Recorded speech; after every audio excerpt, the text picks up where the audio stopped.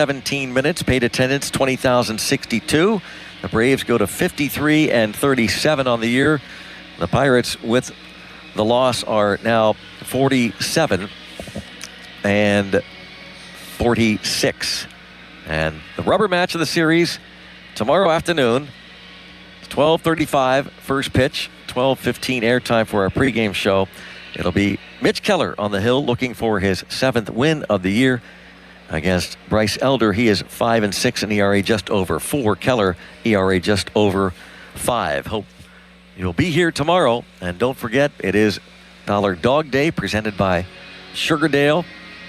And loaded value on the seats you can use for food and merchandise.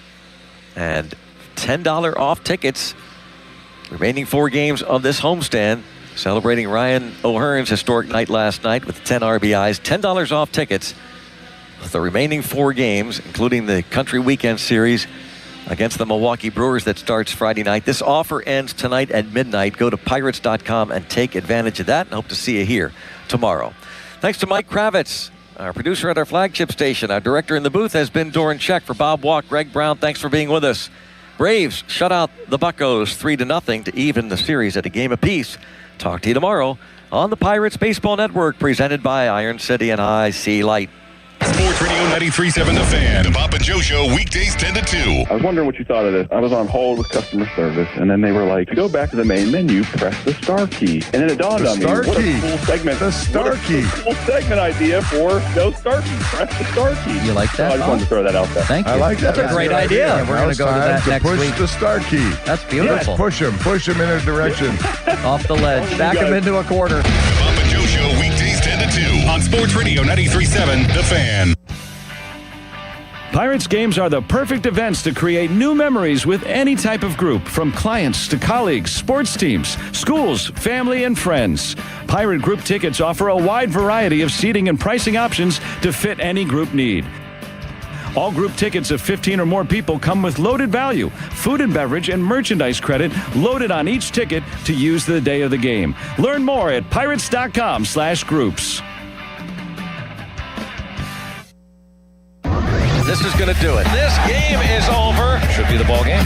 You've been listening to Pirates Baseball on the Pirates Radio Network. Today's game on the Pirates Radio Network has been brought to you by Allegheny Health Network, official medical provider of the Pittsburgh Pirates. Caring for you through every win, loss, and every moment in between. The Pennsylvania Lottery. Players must be 18 or older. Please play responsibly. Sheets, the official convenience store of the Pittsburgh Pirates. Why the Sheets not? Get a snack after the game. Pittsburgh Brewing Company. Pittsburgh Brewing, makers of Iron City and Icy Light. Ford, the official truck of the Pittsburgh Pirates. NSS Life. For low-cost insurance and high-yielding annuities, it's NSS Life, where family matters. SeatGeek, the official ticket marketplace of the Pittsburgh Pirates. Highmark Health. Highmark is proud to support Pirates everywhere, from home base to home away from home, because life. Highmark, Blue Cross Blue Shield. Giant Eagle, official supermarket of the Pittsburgh Pirates. And by PNC. PNC, brilliantly boring since 1865. You've been listening to Pirates Baseball on the Pirates Radio Network. This broadcast was presented by Bet365, where winning is everything. Download the Bet365 app and lock in your picks before the game begins. Must be 21 plus. Gambling problem? Call 1-800-GAMBLER. Available in select states only. The ball game is over, and this game is over. And the ball game is over. Now, it's time for your reaction on the Pirates Fan Reaction Show. The Og Murphy and Prikoski Fan Reaction Show is presented by Van Handel Cleaning and Restoration and is brought to you by Bellman Electric, Sir Grout's, Hampton Beer Outlet, Guardian Protection, NJM Insurance, Keystone Custom Apparel, Veteran Basement Waterproofing, Zero Res Commercial Cleaning, and Og Murphy and Prikoski Law Firm. We're all in. And this will do it, and the ball game is over. The Fan Reaction Show is on Sports Radio 93.7, The Fan. And the pitch. Ground ball, third base. Gonzalez up with it and on to first, and perfect baseball through 6 innings for Jared Jones. 18 up, 18 down. Cameras caught Jared Jones, by the way, after recording that last out of Jorge Mateo in the 6th. Kind of running down after reaching the dugout steps. Line drive just eludes Nick Gonzalez. A base hit. And the batter is Joey Bart. Sent a ball to the wall in left. The pitch to him is driven deep to left center field toward the notch, and this is going to be gone. Joey Bart comes back to Pittsburgh and delivers a big-time blow. 2-0 Braves. Bart homers. Well, there's the ball game in about 45 seconds time. You're all caught up to speed. And the magic, the luster, the charm of what we saw last night, which, by the way, we learned was more rare than a, ironically enough, perfect game, a 10 RBI night. It's done fewer times than pitchers have pitched perfect games. Well, this evening, we almost saw a perfect game. In fact, 9 outs away from it. Jared Jones, 77 pitches, 53 strikes, 18 up, 18 down, but that was it. That was that. For reasons unknown, perhaps, but the one that we'll probably get from Don Kelly, of course, is the fact that he's coming off essentially a modified Tommy John surgery, and for the first time this year, he went 6 innings and did so brilliantly, struck out 8, and was simply perfect. But we'll never know how perfect he could have been, as the 7th, 8th, and 9th were not his to pitch. Welcome in. Post-game coverage here at PNC Park, Sports Radio 93.7 The Fan. The Og Murphy and Perkoski post-game show is presented by Panhandle Cleaning and Restoration. I would tell you to call in 412-928-9370, but the lines are packed. They're busy. You can't get on. Keep trying. Eventually, as we cycle through the calls this evening, you might be able to get on. We'll stay with you as long as you need to so you can state your case. Bob Walk is with us. How many CGs did you pitch, Bob? A few. You went Not very distance. many. Not very many. There's one big one in 1992 that I recall. I guess maybe I'm surprised by how unsurprised I am that we didn't get the opportunity to see Jared Jones pitch the 7th, the 8th, heck, maybe even the 9th inning. Just a few nights ago, we saw the Miami Marlins do much of the same thing with a big lead, and Yuri Perez, after he threw 7 perfect innings, Marlins nearly lost that game. Tonight the Pirates did, and something that I think was once coveted in this game not all that long ago, pitching a perfect game, pitching a no-hitter, it just isn't front of mind for managers, organizations anymore. They're thinking about a much larger picture, and we were talking before, every night there's something in a ballpark that makes the fan base scratch their head as they walk out, and I think tonight might be one of those for Pirates fans, to say the least. It's a different era of baseball for sure. I mean, that's just the way it is. And, I beat my head against the wall for years about the DH, and obviously lost that battle, even though, it wasn't really a battle. It was just me. It was a hill. Me you died on it. Flapping my gums a little bit. But, it's things have changed a lot in the last 10, 20, 30, 40 years. There's always something going. And the guys going 9 innings, throwing no-hitters, it just is not something that I think you're going to see a whole lot of anymore. So I would have probably been more surprised to see him go back out there for the 7th. And at some point they're going to be pushing his pitches past 70. You would think. I don't know. Maybe I'm wrong about that. Maybe he's just going to be throwing 70 in the 70s the rest of the year. I'm not sure if what their plans are for him, but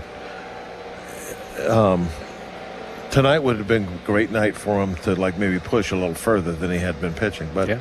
It was what it was. For me, Greg mentioned after he'd been pulled, he said, well, we still, if you like, the combined no-nos or, whatever, then there's still something here. And I kind of said, well, for me now, that's over. Now it's all about trying to win the game. Yeah. That I think was the important thing after he left is we got to have wins. I mean, we're in a battle to try and get into the playoffs right now.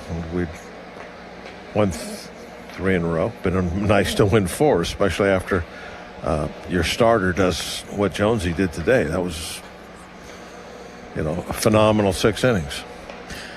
I just seek to understand it, and I don't necessarily know that I do.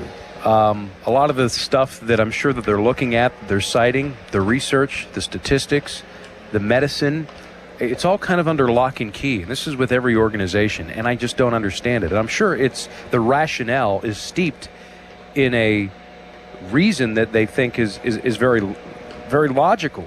It's to protect an asset, but I don't understand it. And I wish I could be given a strong baseball argument with some overwhelming evidence that would say, we're not doing this because of A, B, and C. And this is how we've evolved as a baseball society. And, these are those reasons. And they're sound.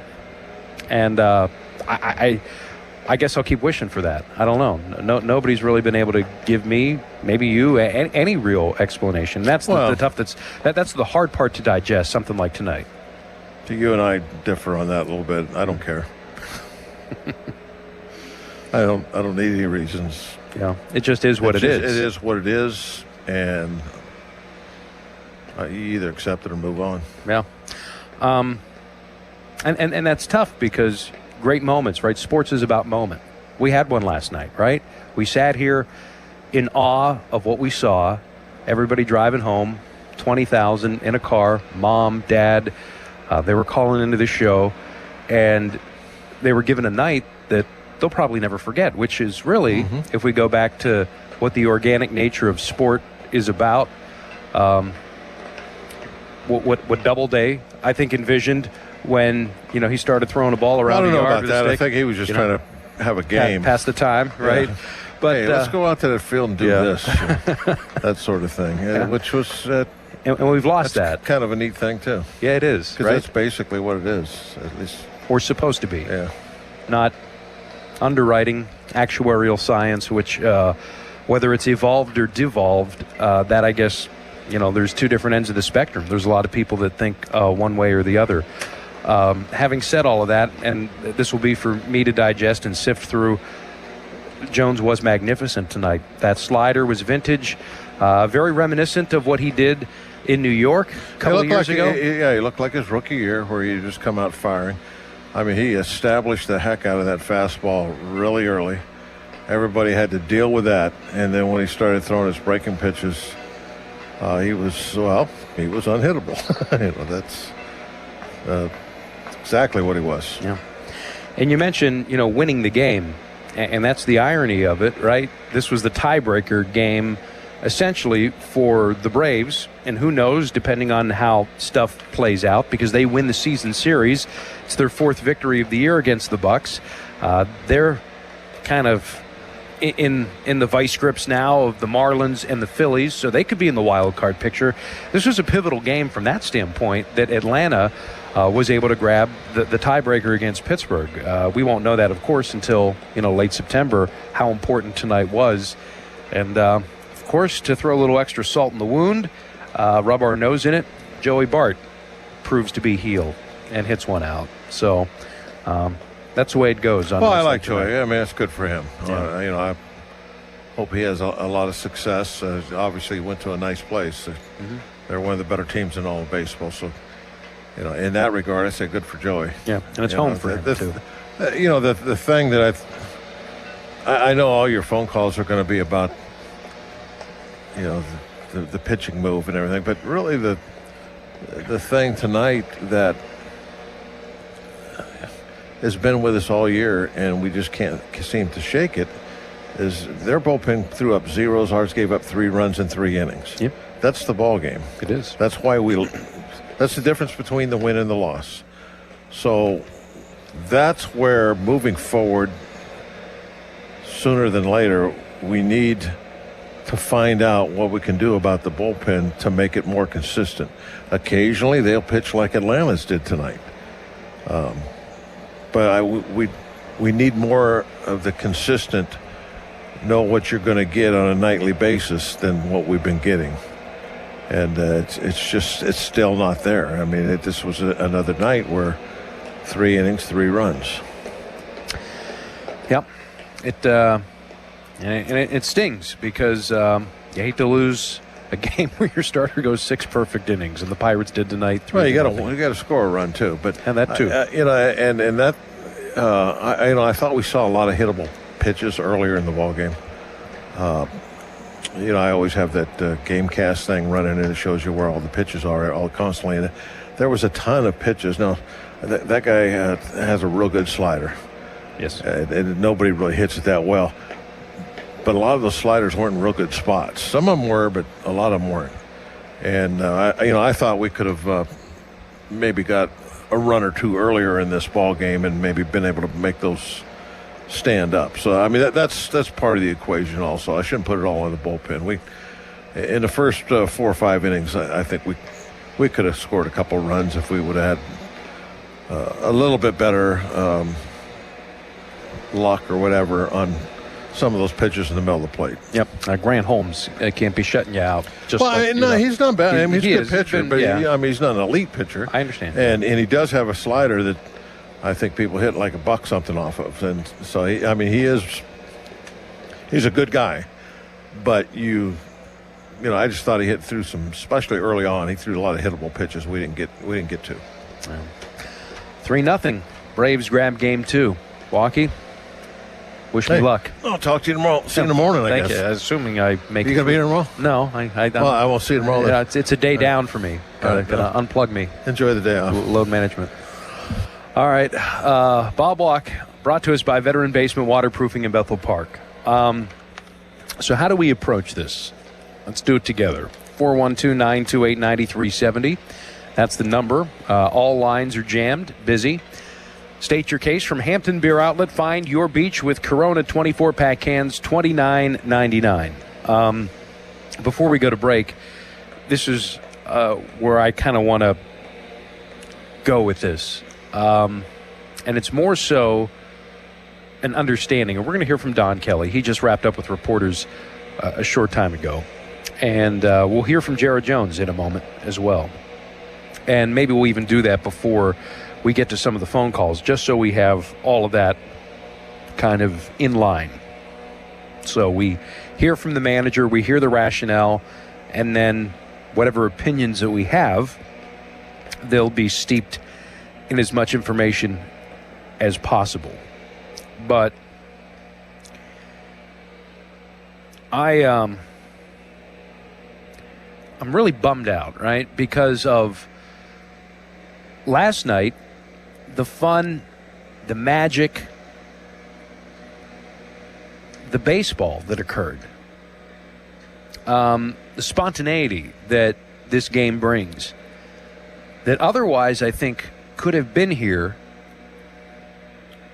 and on display, and just true legendary dominant performances. And we don't know if Jared Jones would have thrown a perfect game. We don't know if he would have been able to run through the lineup a third time through. We don't know if in a scoreless game that the third time seeing 4 straight left-handed hitters in Harris, Albies, Olsen, and Baldwin, that would have been the undoing for Jones. And yes, we know that he's coming off of internal brace surgery. Yes, we know that he's never gone 6 ups. But what I want to know is what peril would he have been in if he did that? Why is it an absolutely, positively hard line in the sand that cannot be crossed? That's what I seek to understand. Because if we don't know the answer, and I don't, do you? What's the reason? Are the Pirates doing it based on hard facts, data, science? Are they doing it because everybody else does it? Are they doing it to cover their butts? What's the philosophy?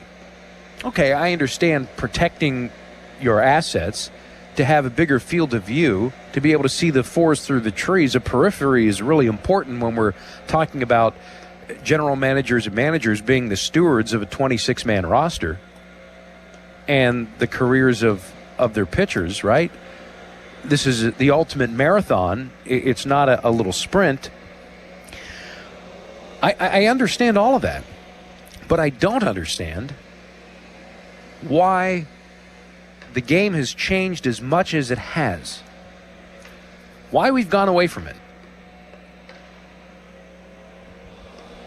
Why we're not allowed to push an extra inning, to let the game come to us.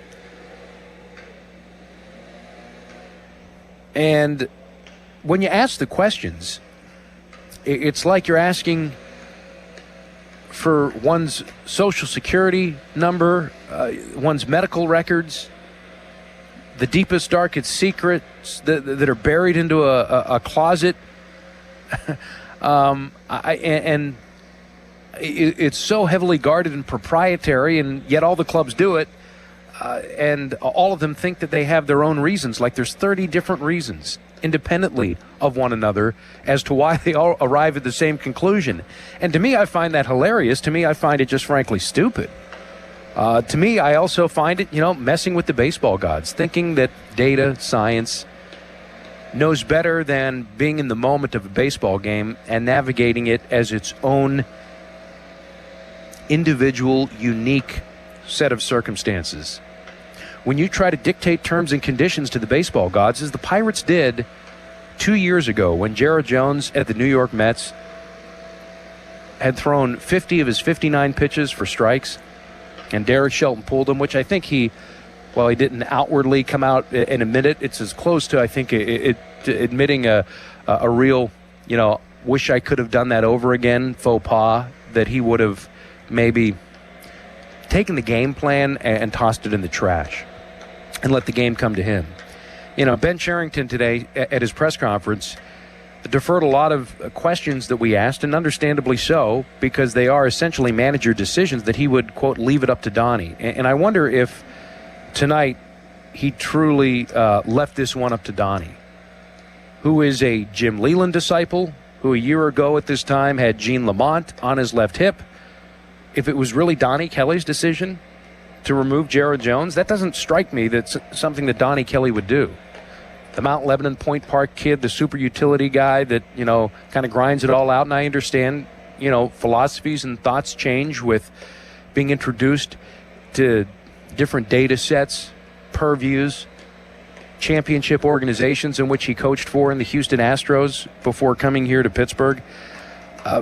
Nobody's ever going to admit whose decision it was, and I don't think the answer is it's one individual decision. It's not Cherington phoning down to the dugout. It's not Don Kelly looking up to the ivory tower for a Julius Caesar thumbs up or thumbs down. The answer is it's all pre-planned, it's pre-scripted by a collection of individuals, by a papal conclave that takes place in a manager's office around 1 o'clock on most weekday evening ball games. And they lay out everything. It's part of their game plan. It's part of their script. We hear them talk about it at times. But I don't have a detailed explanation to the how and the why to give to you, the consumer, the constituent, who is paying money to be here, or is paying a subscription to watch, or is investing time, precious time, into a product here. I can't be the proper conduit to you, and I'm abjectly failing you, and to that, I'm sorry, because I don't know. You're going to call, you're going to ask, I don't know the answer. No clue whatsoever. It doesn't make sense to me. I just had a man here to my left who's kind of almost exacerbated. He said he doesn't care, because he just accepts it for what it is. And I don't know the answer. Yes, you want to protect him. I get all of the circumstantial evidence, but at 77 pitches, will he spontaneously combust if he throws the seventh inning?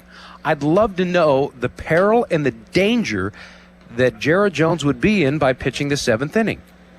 I understand that, flipping over a lineup a third time through is really difficult. It doesn't take, a rocket scientist to go on ESPN and look at inning by inning numbers, and they gradually increase as you go on and on. Like that makes sense, and it was a scoreless game, but this guy was mowing everybody down. The Braves couldn't touch him. So what's the harm? And when you ask the question, whether it's Cherington, Don Kelly, whether it's Derek Shelton, whether it's Clint Hurdle, whether it's Neil Huntington, whether it's Pete Bendix of the Marlins, whether it's Clayton McCullough, their manager, when they take out Yuri Perez, nobody really knows. Nobody has this thing pinned down. So they don't profess to be experts on it. But yet, there is a unilateral iron fist and a hard line, red line stance on all of this. As if they are so certain. The words don't necessarily connect with the managerial decisions. And again, this is not necessarily to crap on the Pirates. This is the where are we as a baseball society? Because the Pirates are just sort of falling in line with everyone and everything. Dodgers are doing it with Shohei Ohtani, right? Everybody's being handled with kid gloves. So if it is an inexact science and no one has all the answers, then again, why not let the game come to you? If there is a logical baseball reason that is steeped in research and science that shows that doing this, that, okay, we took him to 6 ups, 6 innings.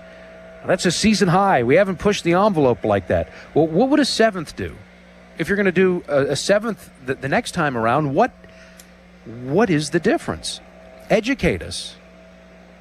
Make us more informed as a baseball audience. I think we'd all be able to, on a night like tonight, digest the robbing of potential history that just occurred.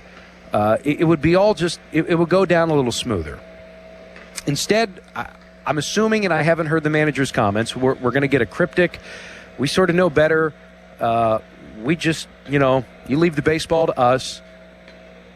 All you care about is showing up. If the team wins, loses, you just worry about at the end of 162 and grade us on that criteria. But do they know better? I think by their own admission, they'll say no. So, you mess with the baseball gods, you spit in the wind, and you almost always get hammered. And the baseball gods almost rip those spreadsheets right out of the binder, and they stuff them down your shirt, just like Bill Cowher did to, who was it, Phil Luckett, the referee, running into the locker room at halftime. And then, of course, yes, Joey Bart homers. Why wouldn't he? We've seen it how many times? That's why we love this game. It always self-corrects. Anytime somebody tries to control the economy, to mess with the weather, Mother Nature always takes her course. Right? It's always self-correcting, and baseball does the same thing. And baseball, tonight, self-corrected. And the Pirates fall 3-0. Dan Zang really back with the Og Murphy and Perkowski post-game show right after this.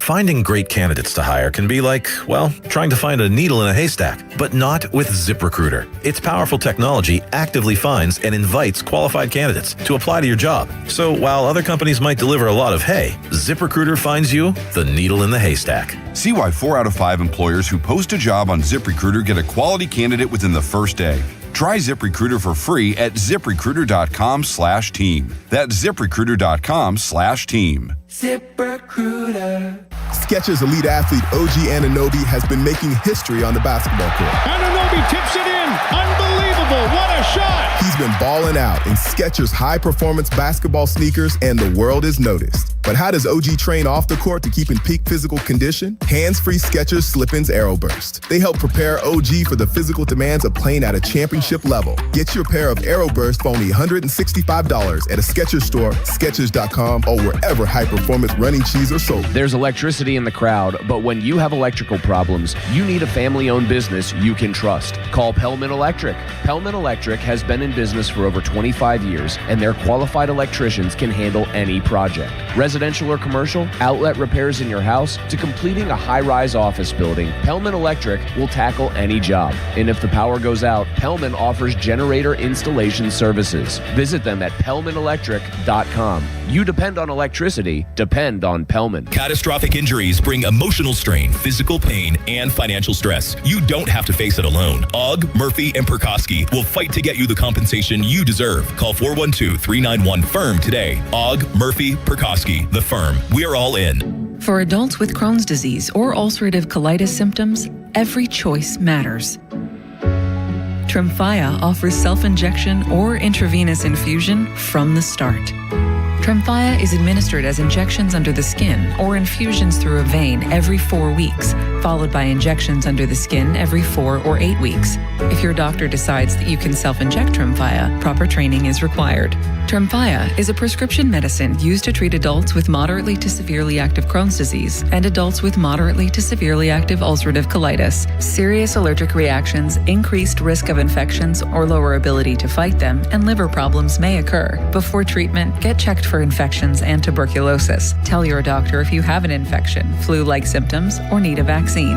Explore what's possible. Ask your doctor about Tremfya today. Call 1-800-526-7736 to learn more or visit tremfyaradio.com. Finding great candidates to hire can be like, well, trying to find a needle in a haystack, but not with ZipRecruiter. Its powerful technology actively finds and invites qualified candidates to apply to your job. So while other companies might deliver a lot of hay, ZipRecruiter finds you the needle in the haystack. See why 4 out of 5 employers who post a job on ZipRecruiter get a quality candidate within the first day. Try ZipRecruiter for free at ZipRecruiter.com/team. That's ZipRecruiter.com/team. ZipRecruiter. And the match is about to begin. Most of the team is out with COVID-19, so there'll be some substitutes tonight. What's this? We have an unexpected guest on the field. It's a dog. Well, they could do with extra players. She's going for the ball. Are front paws hands or feet? Soccer season is full of surprises, and COVID-19 could be one of them. If you test positive, prescription medications may help. Ask your doctor if they're right for you. Learn more at PfizerForAll.com. Sponsored by Pfizer. Sir Grout Pittsburgh specializes in hard surface restoration. Whether it's tile or grout cleaning and sealing or natural stone restoration, Sir Grout will transform and renew floors, kitchens, foyers, mudrooms, bathroom showers, and countertops. They can restore the beauty and luster of natural stone with polishing and preventative stain sealant processes. Sir Grout trained technicians can even change the grout color to update the area's look and style. Call 412-960-6310 now to book your appointment.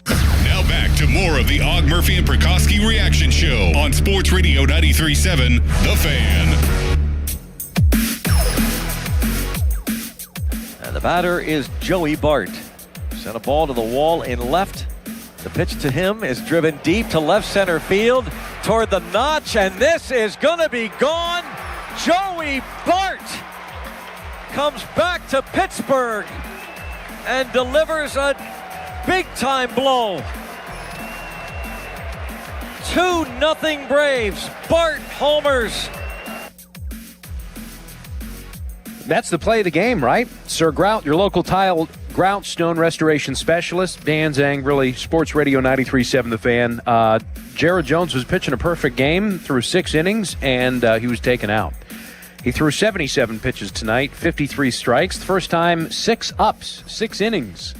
Remember the game 7 up, heads down, thumbs up, 7 up, 6 ups tonight for Carmen Mlodzinski. I'm sorry, a Freudian slip there. Where was he? Oh, yeah. Last night, pitching on time and on schedule, his apparently, in that 12-4 Pirates win over the Atlanta Braves. Jared Jones. Yes, I'm just used to the two being married up. On a Jones night, you usually get Carmen Mlodzinski, but we got Mlodzinski last night. Jones, 6 perfect innings and was pulled.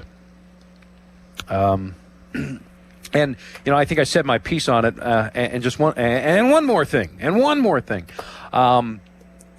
thing here. And it's so wild because I don't think we've ever had kind of a high and a low in back-to-back nights where we saw history, something that was actually less common than a perfect game, ironically enough. That was kind of in our lexicon, in our vernacular. Going to bed last night, waking up this morning, hey, at PNC Park, you saw something that is more infrequent than a perfect game, because that's one of the rarest diamonds to find in this game. And tonight, we could have seen one. We don't know if that's the case, right? I'm assuming a lot, because 9 outs is a long way from here to there, especially the third time through the order, especially a guy coming off of elbow surgery. But to me, why this is just such silliness, foolishness, is because, number one, I don't understand, and I don't have the information. I don't have the data. Nobody has ever sat me down, explained to me, given me the actual true perils involved by pushing the envelope. Jared Jones to 90 pitches tonight. He's thrown 81. I don't know. I literally don't know. The actuarial science involved, the underwriting that is essentially involved, has sucked all of the romance and the passion and the spontaneous qualities of the game that all of us became intoxicated by over the course of our upbringings, our formative years. Right? There's something that gravitates us towards baseball, and slowly but surely, things like tonight, which the baseball ecosystem has stripped away, it's self-destructing from within because of nights like tonight. And there's a lot of people that are going to call in and defend the decision, and they're going to have their logic and their reasons, and at the end of the day, they very well could be right. I very well could be wrong, but I don't know how I'm wrong. Nobody is telling me how I'm wrong. Well, you just can't do it. Oh, there's no way you could do that. Well, really? How? Why? Back that up. Well, it's an inexact science. Well, if it is, then again, take each individual game as its own unique little thing. It's snowflake here because they're all individual. Everyone that falls from the sky. Those are baseball games. Every snowflake is different, and it has its own unique personality, right? That's why nobody can truly say, I've seen it all in the game of baseball. You could be in the game for 67 years. Vin Scully called baseball. Steve Blass was in the Pirates organization for 60 years. Neither of those guys saw it all. So as you sit there, captaining a ship at the very top step of the dugout, your finger on the pulse as good as any, maybe outside of the pitcher and the catcher, the 3, maybe 4 if you include the pitching coach, with a little data involved as well, right? Make the informed decision. Why is the informed decision to take a guy who is just mowing down the Atlanta Braves, had a perfect game? Why does he have to come out? Why is this the red line? I don't know that. And that romance, that spontaneity, it was stripped of us tonight, and I think the true decision makers and stewards of this game need to take a step back, and I think Theo Epstein has done a fantastic job of this because, he's a guy that I think was culpable in building Frankenstein, and as this thing ran amok here, 20, 25 years ago, he's kind of been on the record of saying, oh my gosh, what have I done? He stepped back into senior advisor roles and essentially faded into the background as this thing grows legs and populates and compounds. And we've robbed ourselves of the essence and the beauty, the purity of waking up in the morning, knowing you have a ticket to a game, the excitement of going to a game, looking at who's pitching, showing up to the ballpark, and not knowing what is about to transpire over the next 2 hours and 17 minutes. 24 hours ago, I sat and I talked to Ryan O'Hearn, who's sending his baseball helmet to Cooperstown, because he did something that he had no clue he was about to do at 2 o'clock. He drove in 10 runs. He did something that was more elusive than a perfect game. And everybody that was here saw something that they may never see again in their lives. And tonight, that may have been, we don't know, that may have been robbed from us, taken away. Marlins fans may have had that taken away from them just a couple of nights ago. I mean, heck, Max Scherzer. How about that? 2022. Only pitcher since 1901 to be pulled after 6 perfect innings. It was his first start coming off of the injured list with a left side injury. So it's happened before. This isn't unprecedented, what happened tonight. But something may have been taken from us. So Don Kelly, his post-game remarks, hopefully there's some good answers and logic and reasons. Let's listen into the Buccos skipper here, who again is, the steward of the game for the Pittsburgh Pirates. Of the 162 that the club plays, he's the one that has to have the periphery He's the one that has to have the objectivity. He has to always do what is right. Did he do that tonight? Let's see. Is that the best you've seen Jared Jones look maybe ever? Yeah, everything was working. Fastball velo was up. Slider was really good. I don't even think he threw too many changeups. Was it one? Yeah, the slider was so good, and the fastball command was elite. Did he try to run down the steps away from you there? What was that interaction? Yeah, he knew though. Coming off of surgery and him going 5 ups, we actually pushed him an extra inning there. He was throwing the ball so well, and that sucks. For him and under normal circumstances, perfect game. He'd continue to go coming off of surgery and everything. We just can't push him there. Was it on number of ups or was it number of pitches? Or what was? It was supposed to be 5 ups and 80, and he was so efficient. He ended up getting 6. And I don't know what he finished, 77. There, just he pitched extremely well. As a baseball fan yourself, how tough is it to be the one who has to make that decision and think about his long-term health? Yeah, it's a tough one, man. And I think that we've talked about it before. Health is the most important thing. Winning the game and then personal accomplishments third, and wanting guys to stay health is the number one thing with these guys, because we need Jared for the rest of the season throwing the ball like that. Trying to push him right now when he's only had 5 ups to go, there's no way. Donnie, all that being said, was there a temptation though to say, this guy's just having a night? No. There wasn't. His health is too important, and having not even approached anything like 9 innings and him at 80 pitches in essence already, you're looking at 120 coming off of surgery. There was no way. What have you noticed from the start, and also as one in Philly as well, pretty consistent there? What is the consistency you've noticed from these past 2 starts compared to his previous? Yeah, I think the fastball command and the breaking ball, the slider tonight looked to be the best that I remember this year. Sharp, depth, kept him off balance, and fastball command was really good. What was it that made him so efficient in some of those innings? I think it's strikes. Throwing strikes early on, getting in the zone with the fastball, and then able to get the swing and miss with the slider. What was it that made Holmes so effective against you guys? Yeah, I thought it was a curveball. Without going back, I haven't went back and looked at it obviously yet, but seemed that is what kept us off balance. It was a curveball. It looked like it had good depth and got us in between the fastball. It looked like he threw the cutter a little bit more too than what we were maybe anticipating. Donnie, do you have any flashbacks to Jared's rookie year? I think he had a game where he had 59 pitches in 5 innings. And yeah, it was in New York. Is there any comparison? Yeah, he's throwing that's Jared. That's as good as I remember seeing him. That his rookie year, I think that was at Citi Field, that he looked elite like that. And tonight was again elite stuff.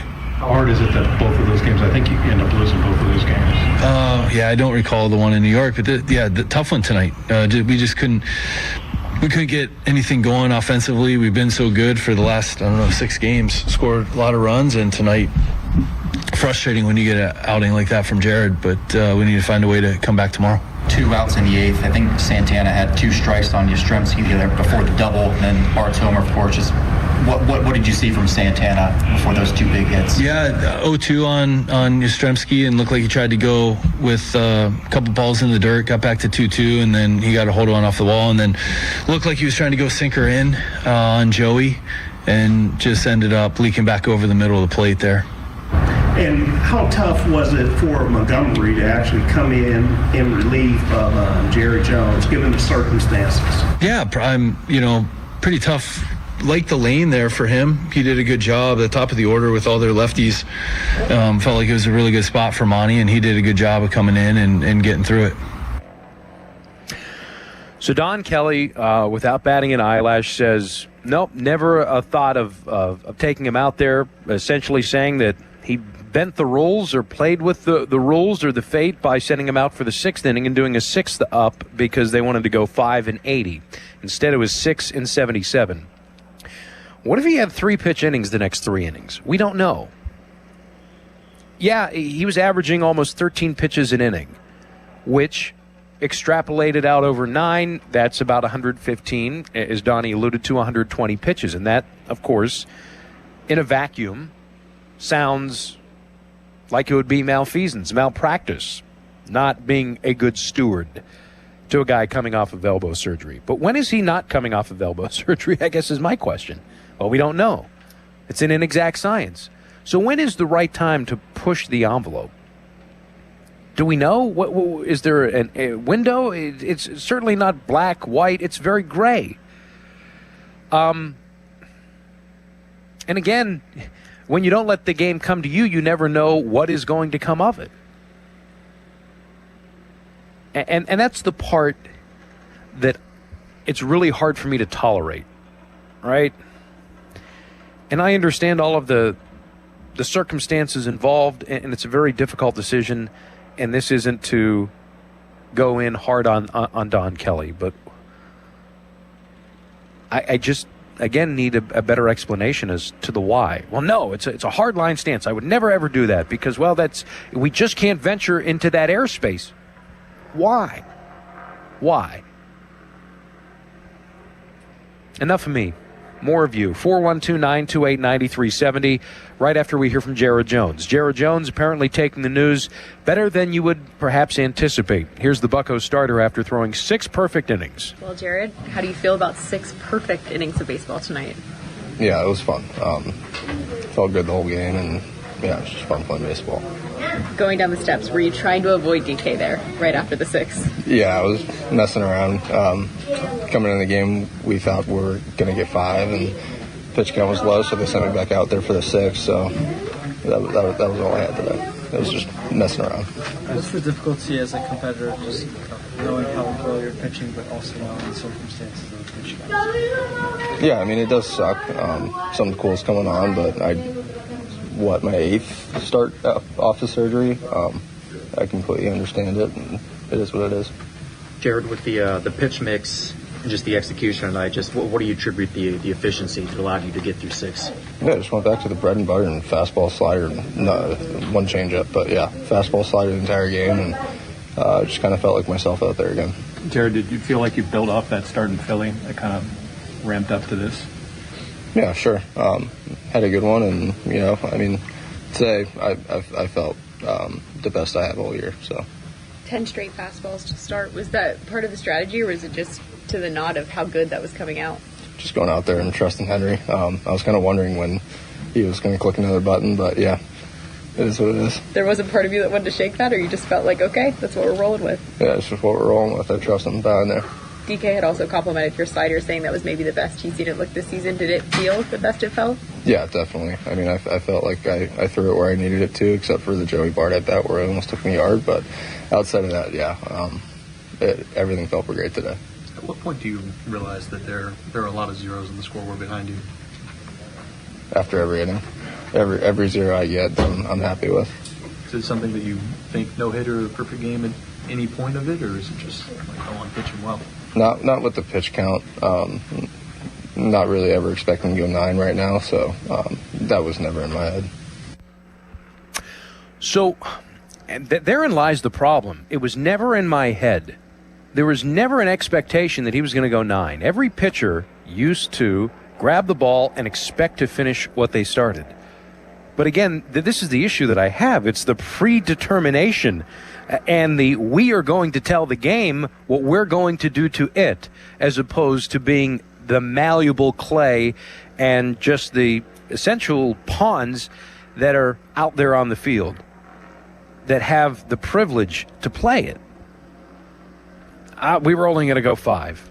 That was his mindset, again, predetermined and pre-scripted going into the start.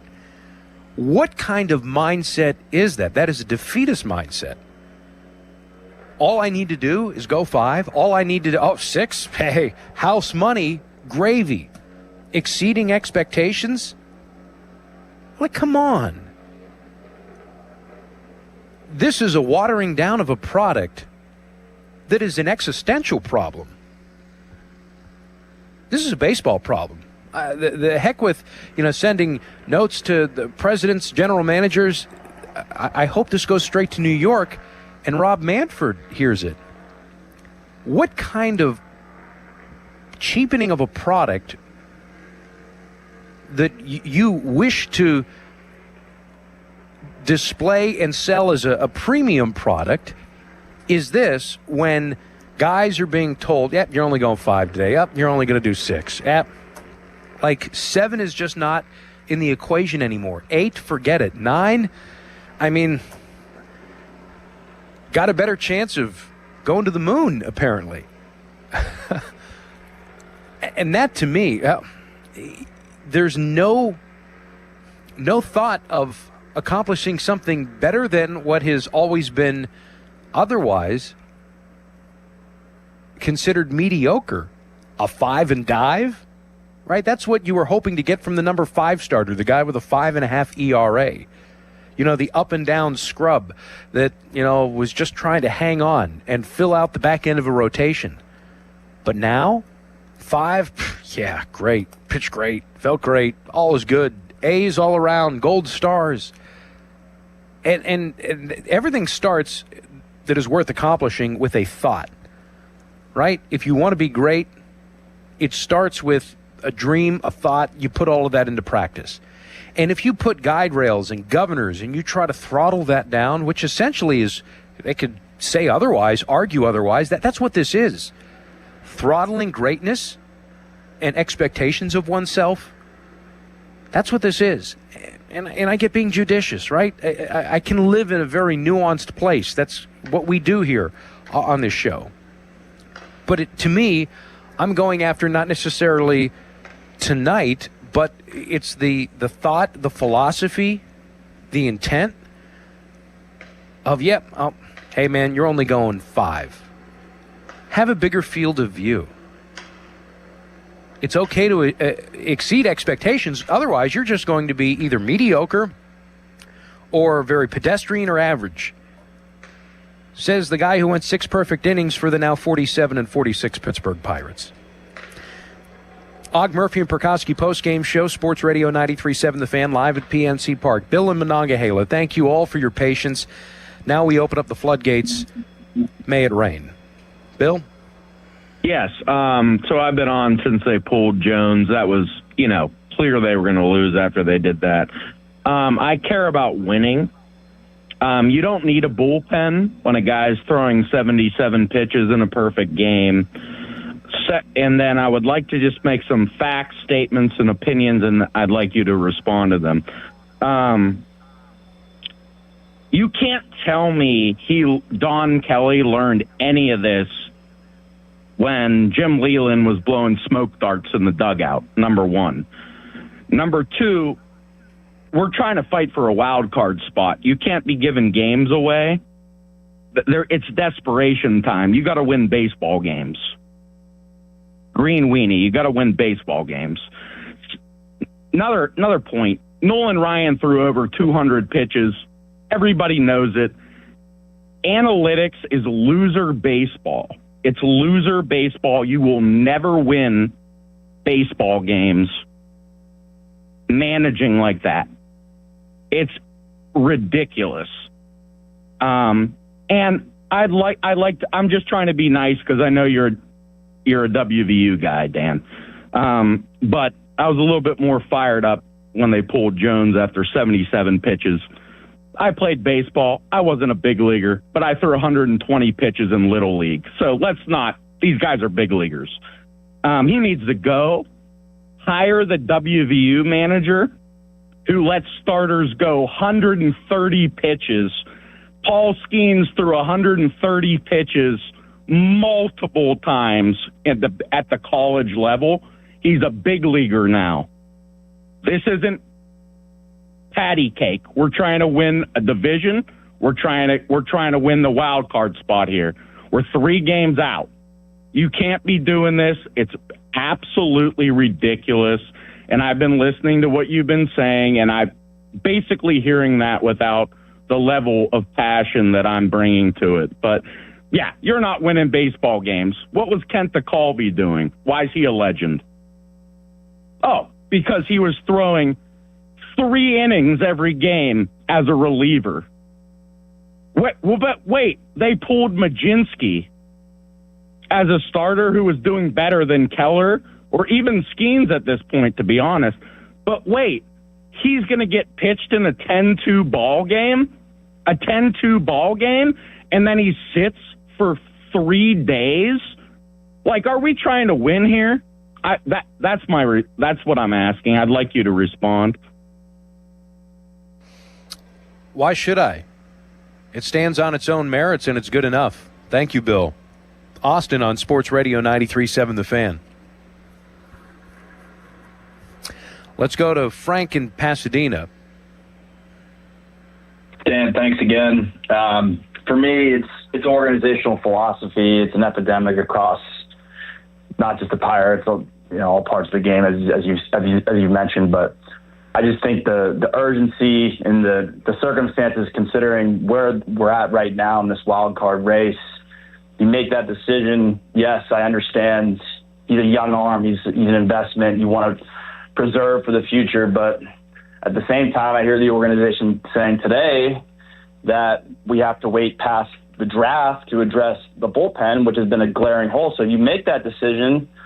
It's nice to know that we have guys that we can trust in that back end. And if it's all on Donnie, does he really trust them at the end of the day?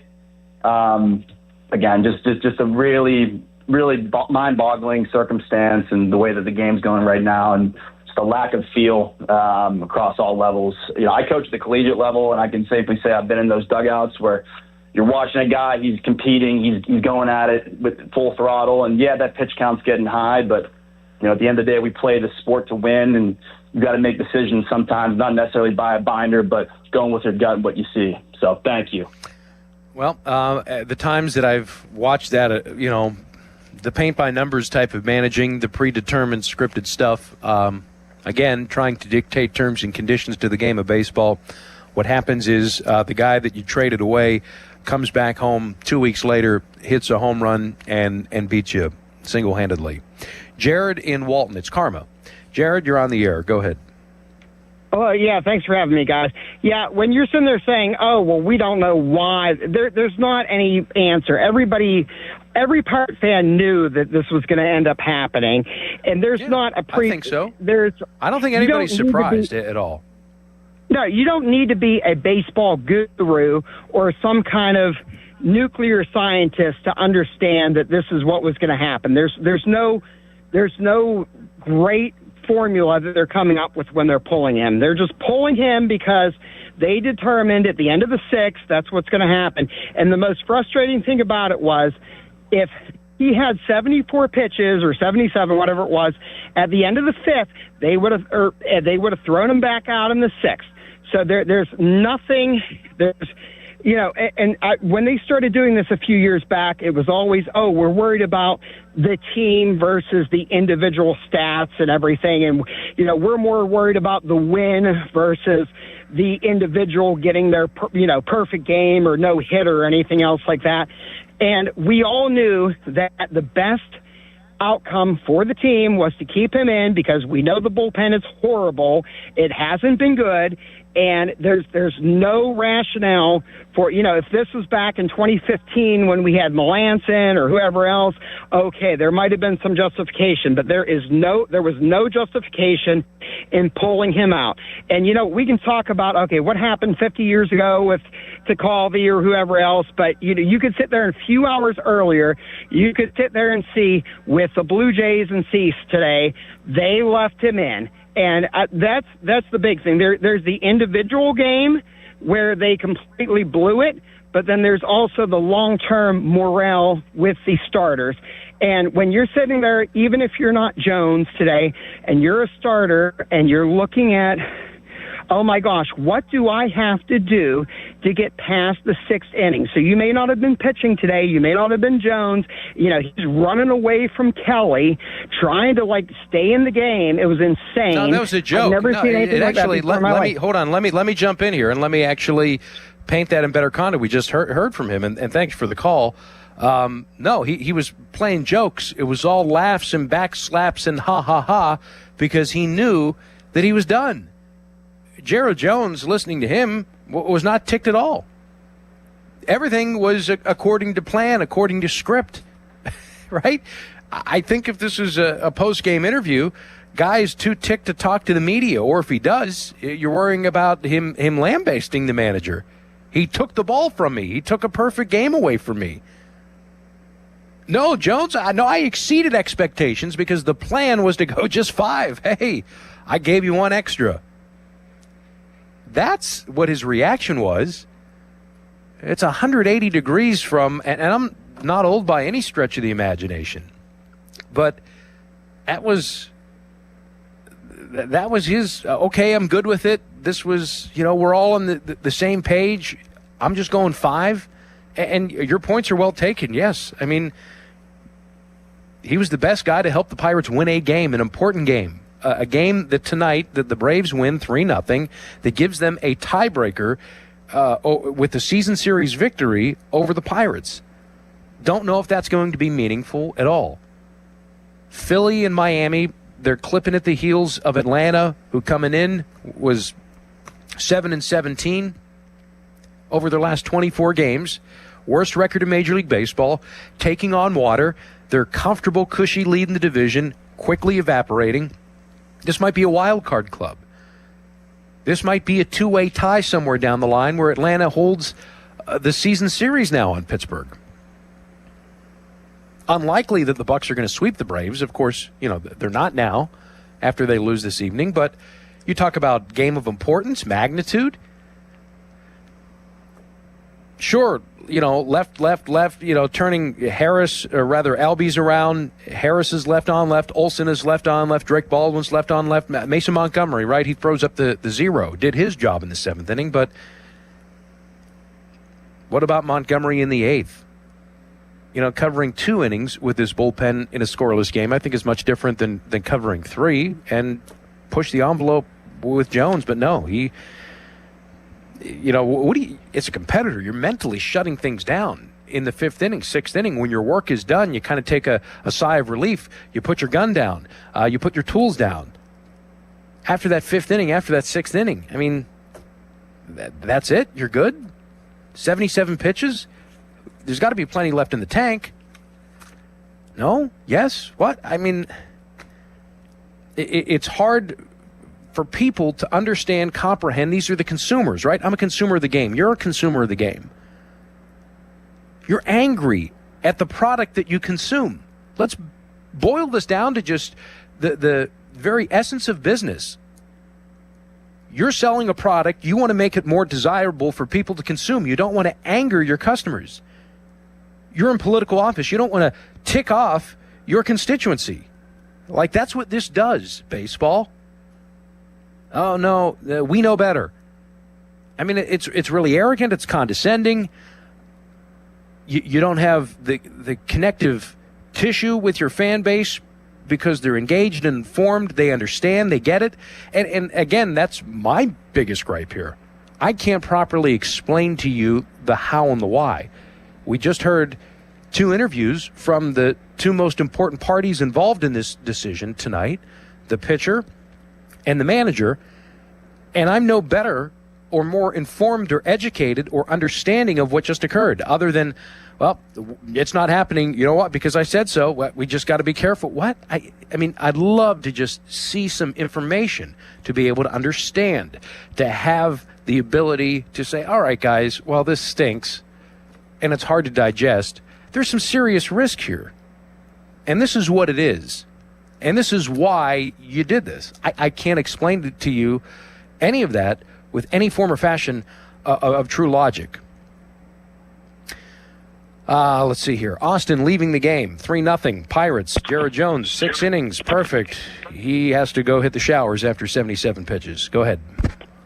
So, hello, and thank you for taking my call. I have a question for y'all that has been lingering for me for a month now. If you can hear me. Yep. Why are we not putting more blame on Bill Murphy, the pitching coach, on some of the bullpen situations? Like, is that something that Bill Murphy needs more, like, criticism on? Needs more, I don't know, like, I feel like so often in the game, Bill Murphy's sitting on the clipboard. He's the master of the clipboard to me. Like, he's almost Shelton's replacement with the clipboard at this point. Why can't, you've hit the nail on the head 100 times here with, going with your gut, old school baseball, and just playing the game the way it should be played. That's pretty much what you're saying. And these new, I'm 28 years old, so I've mostly experienced analytic baseball.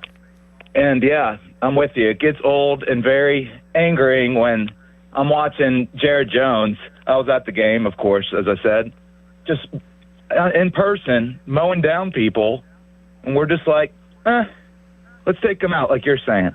I get the surgeries. I get all of it.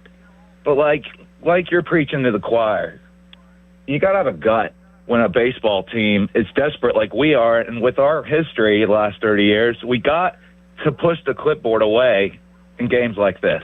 I like get they're going doing with to the analytics. and Austin, like they're doing with Braxton Ashcraft, which I give them credit for, which he was asked about. And thanks for the call, Austin. They're going to blow through his innings. You look at his workload last year. Of course, Ashcraft's been really efficient. And again, we had a conversation with the general manager about this earlier today, not necessarily this particular set of circumstances, but as it pertains to Ashcraft, like what makes him different? Is it his size, his stature, how he's built versus Jones? Probably. I'm speculating. That information isn't shared with me, so I can't help it make sense to you, or it just doesn't make sense. So we're here just left wondering. Consumers of the game not understanding the product that we love. Brent in West Newton. Dan, thanks for taking my call. Every Pirates fan knew what was going to happen. You knew what was going to happen. It was 77 through 5 or 6, and you knew what was going to happen. It's just what baseball is nowadays, and it's disgraceful, actually. And right. you have a guy that's pitching a great game, and you have, and I a couple other callers said, they said Jared Jones is mad going down the steps. No, he wasn't. He was not mad. He was joking. Yes, he was. So I need to put that. Yes, he was mad. Nope. Yes, he was. No, he wasn't. Did you listen to his post-game interview? He said, I was just messing around, and then he went on to clarify, and this is why I believe that he wasn't just lip-servicing stuff and protecting his manager, not showing him up. They were literally joking and backslapping down there in the tunnel, and Jones clarified not only that topic, he also said that the plan for me was to go only 5 innings. And then Donnie said the same thing. He was going 5, but guess what? We let our hair down. Oh my gosh, rebels that we are. We burnt the place to the ground, and we went 6. That's what happened. And listen, we're all in agreement here. And by the way, I'm not surprised by any of this. And neither are you. And this is the game, and this is a vent session on a product, right? This isn't so much even centralized to the Pirates. They're dumb, they're loser, because the Marlins did it 2 days ago. The Dodgers, they're the most analytically inclined organization on planet Earth. They're probably going to win a 3rd straight World Series. So everybody is doing this.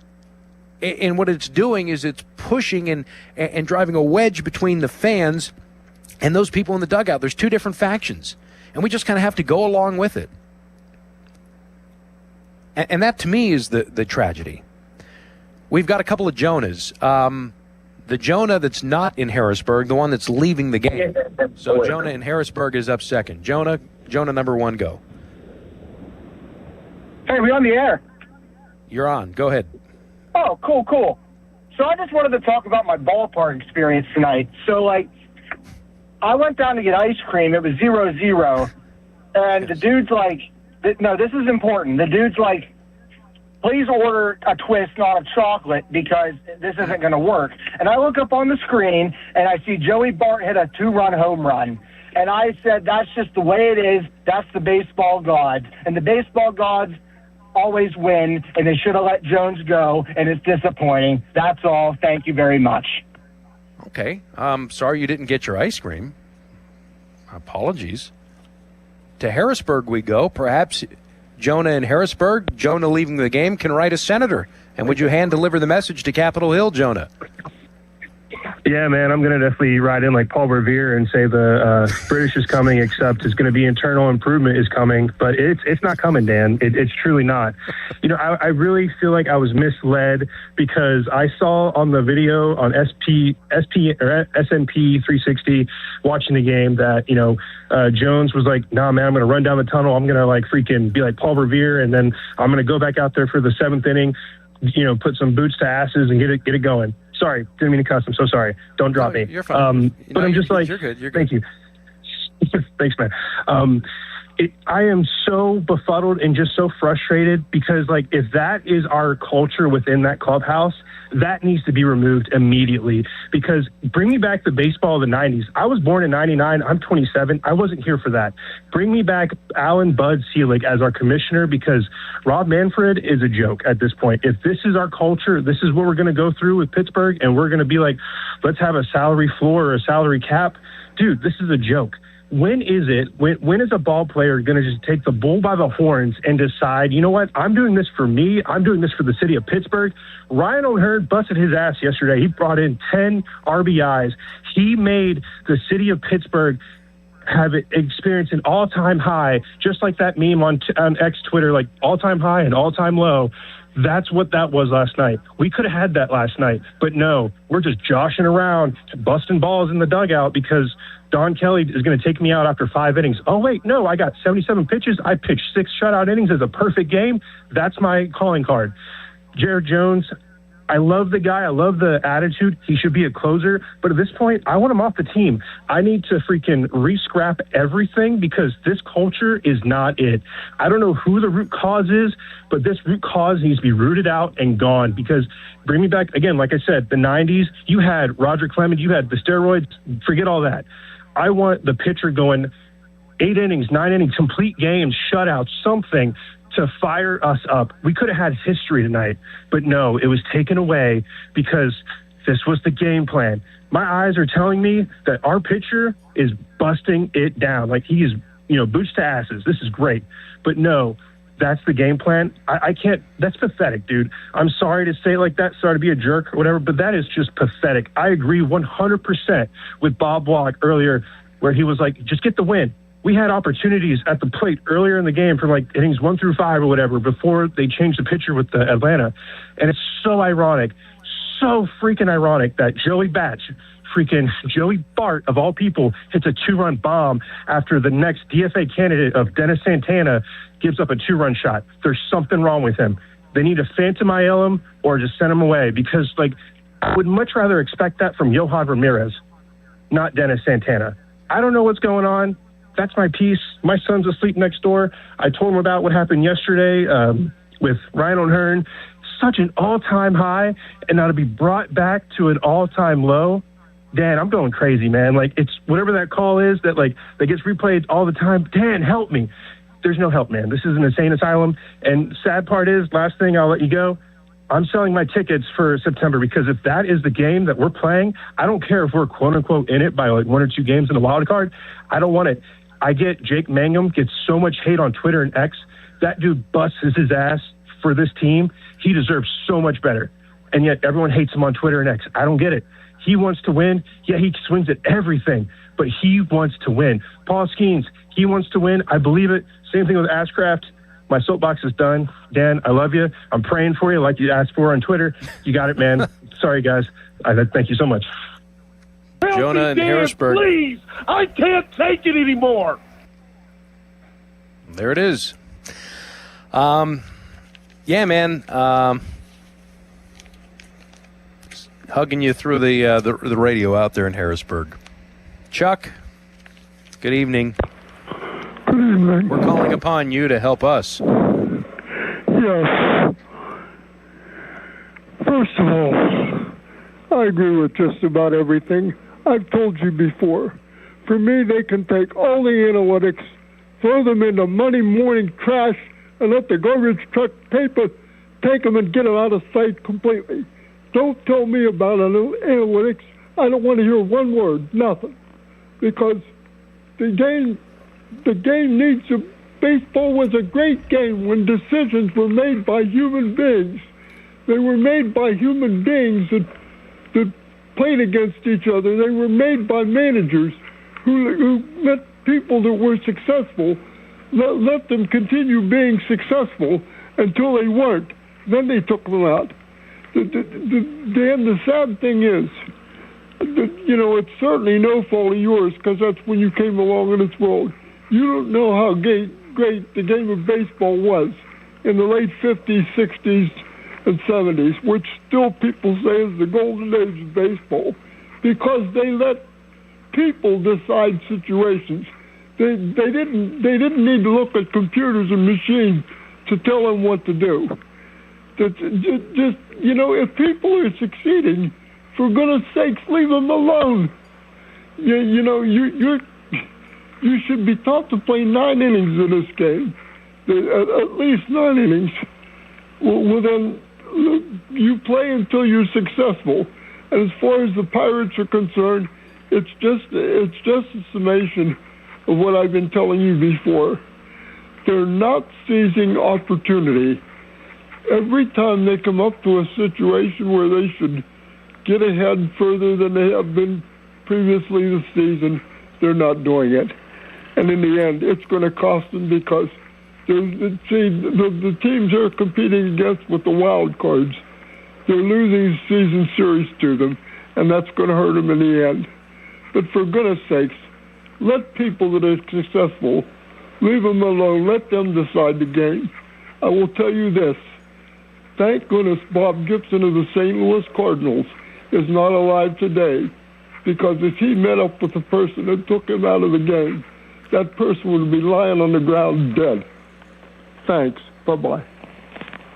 That's Chuck in Uniontown. Chuck, yeah, this isn't an indictment on the Pirates so much. I mean, they're culpable, right? Because they actively partook in what happened tonight. This is a baseball thing, and it's a disconnect with the product and the very basic understanding of we are selling something that people need to buy, and we're actively making it worse. I think it's really no more simple or complicated than that. Like, everybody here tonight is mad. They're ticked off. They didn't like what they saw. These are dissatisfied customers. A gentleman called before last, Jonah in Harrisburg. He has tickets in September. He wants to cancel them. Why? It's a user experience issue. It's a faulty product, right? And it's all steeped in mindset philosophy, right? All of that. And until there is evidence and a true baseball case to be made outside of, well, we just got to do this, or we got to do that, or this is the way that it has to be, because those are the answers when the questions are asked, I can't get on board with it. I'm willing, open arms, open ears, to hear the case, the data, all of the stuff that is factored into these decisions. And then hopefully we can then consume whatever they're consuming and then make our own decisions, because all I wish to be is informed. But I can't see it. I don't know it, right? And I feel so helpless to all of you, because I can't do anything to help soothe the concerns. And I'm not doing my job. Outside of just saying that, well, the guy's coming off of elbow surgery, which is true. The guy is, for the first time this year, gone 6 ups, right? Okay. They pushed the envelope with him. I get that. I don't know if I necessarily would be expecting, let's say if they did go 7th and he goes 1, 2, 3. Would I have been of the opinion that he goes back out for the 8th if he's at 95 pitches? If he's at 105 pitches, maybe. I mean, I may have gone to that place. if it's 120, 130, right? Like now we're getting into some pretty dangerous waters there. But I don't have the information.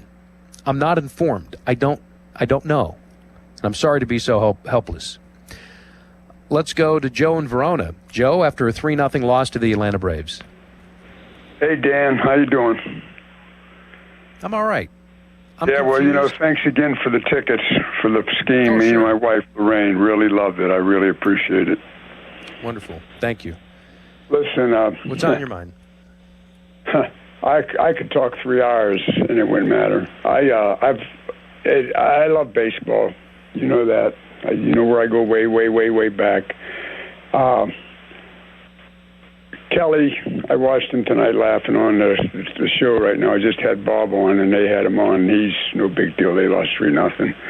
I told you what I think of Don Kelly. I told you what I think of Sherrington. Everything's a joke. They're getting big money. They're getting to put their kids through college. They're both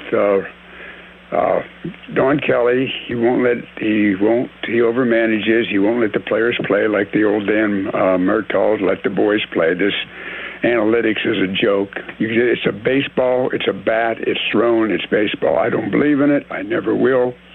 I'm really like Torillo. He's playing him. He pinched hit in the 5th inning on Sunday. Luckily won. I don't know what. What's the pitcher? I forget the pitch yesterday. I used to start. Now Jones is starting for him. Carmen Mlodzinski. Yeah, Mlodzinski. Joe, I think, we gotta roll along here. But you gave me enough here, and this is a veteran fan that goes back generations. And sure, things change, things evolve. But what you're hearing is a guy that is watching a game that he can't understand. And that's not an insult to his intelligence at all. He's a very smart baseball guy. He's been watching since the 1950s. But he can't relate with the product anymore, which is the point. America's pastime isn't for all Americans. Cole in Mount Washington. Cole? Hey, Dan. Great show as usual. Thanks for taking my call. The reason why they can't provide you with or me with any data, any case analysis, is because it doesn't exist. A couple of years ago, Jones throws 59 pitches. They take him out. Perfect game in New York. The next year, he's gone through arm surgery. You know, these guys are throwing heat. They're throwing curveballs at 11 years old with, all these all-star camps and travel teams, and each of these guys are probably going to go through a TJ at one point. But my hope for Kelly was that as a former player, at least he'd have some autonomy to make some gut decisions in a game and let the pitcher tell him, when he's had enough. And Jones was rolling. I was at the game with a couple of my sons, and I said, he'll probably get 95 pitches, pitched through the 7th inning. And, we're shocked when he didn't come back out. The other thing is, the mentality of Jones being okay with this isn't okay. I would have much preferred to hear that he was, ranting and raving about wanting to go back out there. So that mentality is a problem in my book as well. And I can't help but think of, the Mike Tomlin saying, that, living in our fears, they're mitigating against a risk that they don't understand, that can't be controlled. And as a result, they're coming up with these fancy analytics to say, well, he's at 77 pitches, 6 ups. But again, 2 years ago, the guy was healthy, and then last year he's out after basically a pretty relative easy workload in 2024. So there's no way to control this stuff, and they're just fooling themselves if they think they can. So, it's getting real tired for all of us. And as a Pirates fan, as a baseball fan, looking at the industry and how they treat this, it is a major turnoff. And all I can say is that, I hope at some point that Kelly, is able to make some decisions in game that go against what the script was before the game. Because if the script was to bring Santana in, and then I'm completely lost on what they're thinking. Kelly's got to be able to make decisions. And we went to the game because tonight was an important game. I thought they might get on a nice little roll, take 5 out of 6 from the 6-game homestand, go into the break, 51 wins. And, it's a new day. But this is really discouraging. Thank you. And again, and thank you, Cole. It's a consumer issue. It's a product consumer disconnect. It's bad food at a restaurant. It's a unclean and unkempt hotel room, right? It's a chintzy product, the hardware, the software, all of it. It doesn't work. You want to keep your receipt and you want to turn it back in. That's what this is.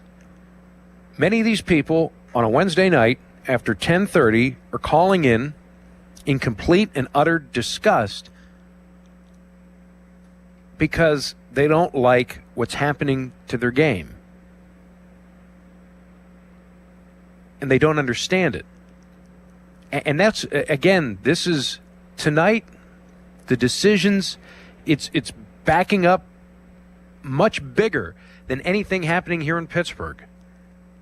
Do I fault Don Kelly? No. Do I fault the Pirates organization? Not so much, because there is an industry pressure on everybody to kind of just fall in line. To go against the grain? Well, how can you do that? Well, the industry does this. These teams are having success. They do that. It's such a copycat league. It takes a lot of courage to do something much differently than the other 29 clubs. And I don't think that this organization is as bold and brazen and innovative to do that. Nor are the other 29 clubs. Everybody just sort of kind of falls in line as a baseball system and the peer pressure. Well, why do we do this? Why do we do that? Well, because everybody else is doing it. It's no different. And along the way, the product slowly erodes to the point where people become disconnected, disinterested with it, and that to me is what makes this sad. Wes Deer, Lou, you're on Sports Radio 93.7 The Fan. Jared Jones, for those tuning us in, 6 perfect innings and is pulled after 77 pitches. Hey, Dan, thanks for taking my call. The one thing that every caller tonight, and I'm going to assume it's every caller, has in common with each other is none of us are making $15 or $20 million a year. So we're looking at it purely as a fan, and I don't support it. I was so fired up about it.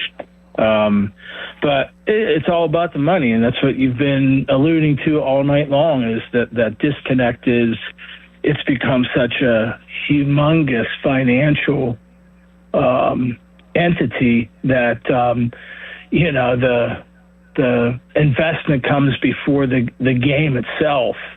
And I taught school for a long time, and I used to tell my students that were struggling, I can't be more worried about your grades than you are.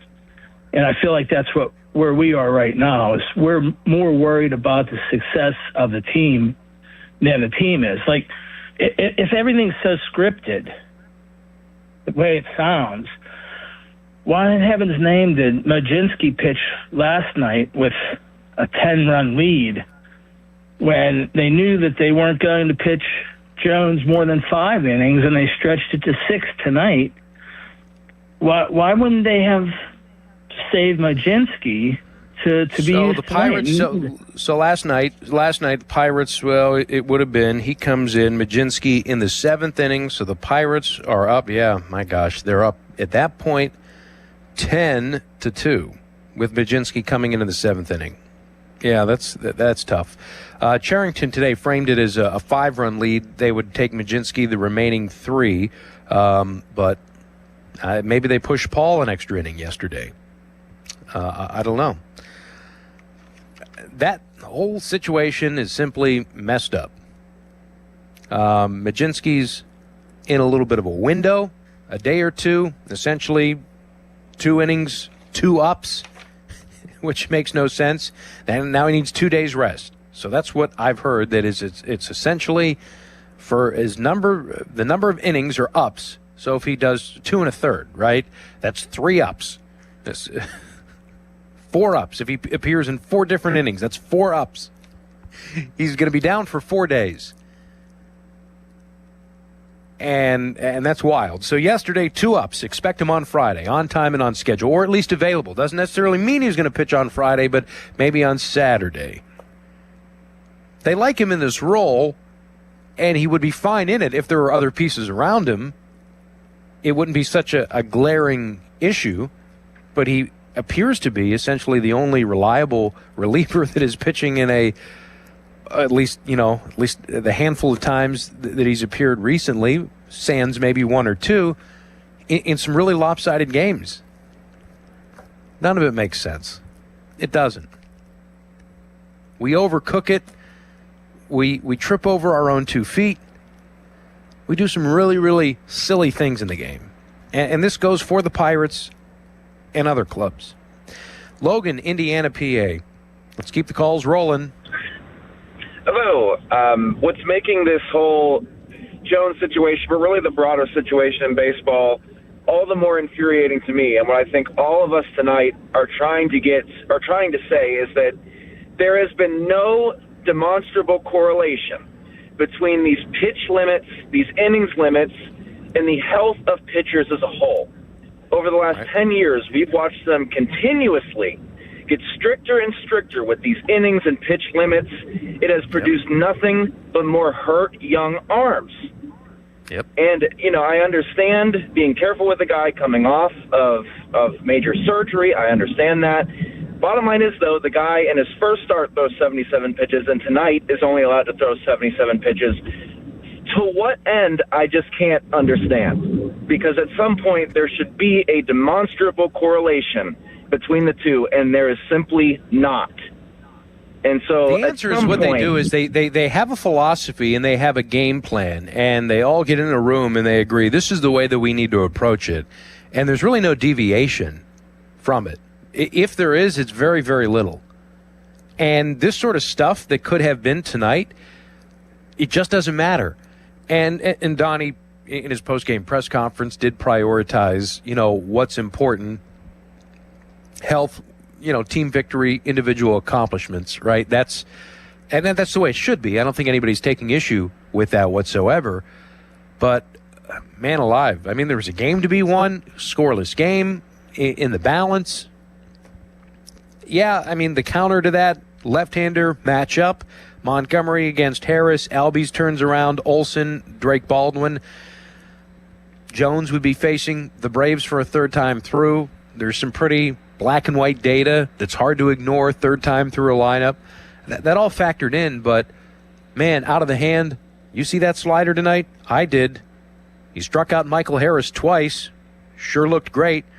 Matt Olson, yeah, there's a 7-pitch at-bat there in the 4th inning, but struck him out twice. Drake Baldwin, struck him out twice. So 3 of those 4 true left-handers were 0 for 6 with 6 strikeouts against Jarrod Jones.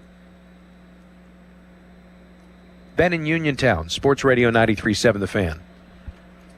Hey, how you doing? Listen, I would like to just know in the first place who the genius was that came up with this pitch count stuff in the first place. That's a great question. What an invention, huh? I mean, I'm talking Henry Ford, man. He's my whole view, Don, is this or Dan. I mean, this is it's so arbitrary in the first place. Okay, and here's why.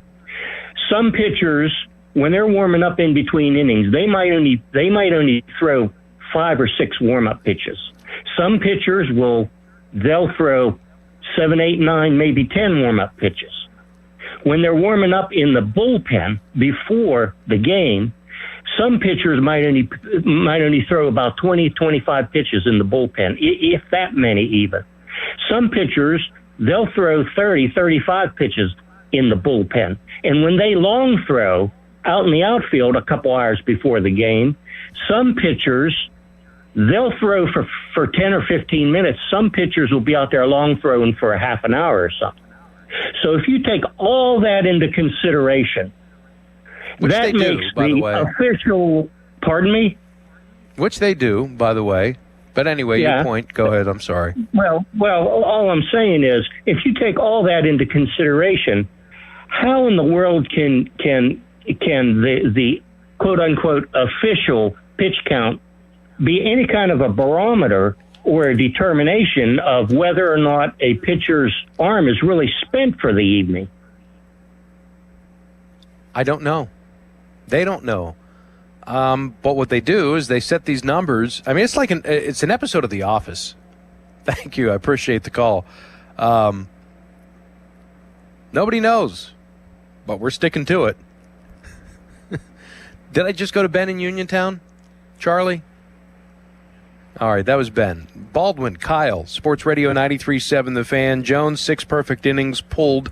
Pirates lose 3-0. Joey Bart comes back and hits the home run. Yep, you heard right. Go ahead.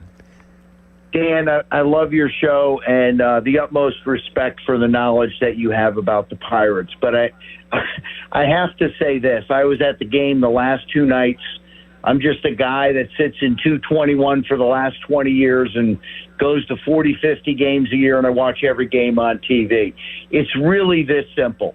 If you knew you were only going to pitch him 5 or 6 innings tonight, Carmen Mlodzinski shouldn't have pitched last night in the 10-2 game, and he should have been available to pitch 3 or 4 innings tonight. And because I'm only interested in winning. And if you're really interested in winning, and here's my question for you, and then I'll hang up, Dan, if you're really interested in winning, Carmen Mlodzinski is your best reliever. He should be pitching 3 to 4 days a week, 1 inning a game, and in high leverage situations. Why is he not even your closer at this point? If you really are interested in winning, I'll hang up and listen to your response. Thank you, Dan. Man, it's a really loaded question, and there's a lot of tentacles around here, and it's something that I've really never encountered before in 20 years of working in baseball. There's a guy that threatened to retire last year. There's a guy that threw one heck of a bitch when he was pulled from the rotation, rightly so, right? Because it was the wrong decision, but nevertheless, there's a stint on the restricted list, and now apparently it appears to be a hybrid role with severe and significant input from the pitcher, and there's strong guide rails onto how he is to be deployed. How that decision was arrived at, I don't know, but there's also kind of like 1 foot in, well, we would maybe think about returning him to the rotation, which I think has been explicitly stated, but also, we need him in this valuable bulk role, but these bulk roles and the days that he's found himself pitching in a window that isn't necessarily specific, and this is literally like, I'm paraphrasing the general manager from earlier today. It's not a specific day, but like a group of days that Carmen knows that he's going to be available, that Donnie can go to him. And apparently yesterday was one of them. Today was one. Now, as far as how he is and when he's deployed, like yesterday versus today, general manager has passed the buck on to the manager and has kind of wiped his hands clean of that and just is pointing down the hall and say, yeah, his decision. But then again, whose decision was it, to pull Jones after 6 innings? Maybe it's not Ben's, maybe it's not Donnie's, but I think it's absolutely a collective and predetermined decision. This is not the manager unilaterally riding the waves of a baseball game, the ebbs and the flows, which is really the way it should be. So I don't have the answer.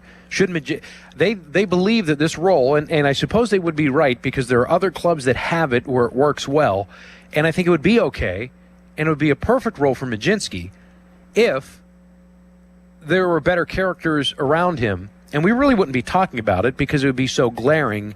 It wouldn't be so glaring if Santana did his job, if Matson did his job, right? You'd say, wow, that's really a nice to have.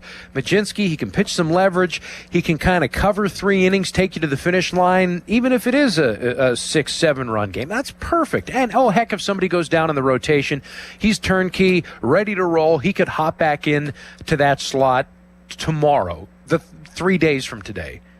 So that's how it actually would be positioned, and it would go if everything else out there beyond the center field wall wasn't homogenized, fermented poo. Let's go to Lou in Florida. Lou? Hello, Lou. You might mean Lynn. Lynn? Like Hi. Lynn Cullen or like Lou Piniella? Like Lynn Swan, but that's another sport. Okay, Lynn, sure. Lynn. How we doing? Sorry. What part of Florida are you? The Villages? Port Charlotte, 60 miles south of training camp. Yeah, of course. Home of the Tampa Bay Rays, yes? Pittsburgh Pirates train in Bradenton, of course. Listen, I'm 79. There are fewer and fewer people that remember back in the 50s and 60s when baseball was healthy. I've been a Pirate fan every day of my life since before Roberto's 55 rookie season. Yes, sir. This year, we've got to rely more, whatever our starting pitching seems to be, we know what our bullpen is and isn't. And we got to rely more on letting these guys, you let a starter keep pitching into the next inning till he screws up. Then you bring in your bullpen. Tonight was absurd. Tonight was ridiculous. I am thoroughly sickened by so much of modern baseball. I got one stat for you. Vernon Law. I grew up. The 60 series was the finest. Yes. Okay. So we got to roll on. What do we? You got to kind of wrap it up here. Get to the point. Anyway, Vernon Law. You probably know this. Vernon Law in 1955. He pitched 18 innings. Vernon Law pitched 18 innings, and the coach told him because he was afraid he'd hurt his arm and brought in Bob Friend to win the game. We are babying these younger players today, and it's stupid. And you're right. Our team needs to be much more innovative than the rest of baseball, but they're not. They're falling right in. All right, Lou, thank you much, man. I appreciate it. Have a good night. Okay, let's get to Ed in South Fayette. Ed, you're on Sports Radio 93.7 The Fan. Ed, a lot has been said. You're fantastic. You know, the paradigms, I don't know who came up with all these analytics. When you have successful people, like Chuck in Uniontown said, you don't mess with success. And it's like when you train an elephant when it's a baby, you put a chain around its ankle and it can't pull the chain out of the stake that's driven in the ground. When that elephant gets older, you could put a clothesline and the elephant thinks that it cannot pull that stake out of the ground. We siphon these successful people. We don't even need managers. If they want to do with analytics, why do they even need a manager? They can just put a computer maybe down with there. AI. Yeah, what do you think? I like a little bot, a little robot. All right, thanks, Ed. Appreciate it. South Hills, Anthony, you're on Sports Radio 93.7 The Fan. How you doing tonight, Dan? Good, man. I was going to talk about Mladinsky, but, the last couple callers kind of touched on that. So I just wanted to talk about, how tone-deaf I think Don Kelly is. I don't know if it's Kelly or the analytics department that's pulling the trigger there with these games this season, because Don Kelly doesn't seem to be managing like he did last year. Because when he took over last year, they were sack bunting a lot. They were stealing bases. They were doing hit and run. Yep. And that's all kind of been pulled back a lot this year. And I just know about the feeling how, my neighbors and the people at work today, there was a buzz about what O'Hearn did last night with the 3 home runs, and it was an electric atmosphere. And people that normally don't talk about baseball were fired up today. And then you go into tonight, and Jones just throwing a perfect game, and it's just like you had a chance to build momentum here. Go 3 games up over 500.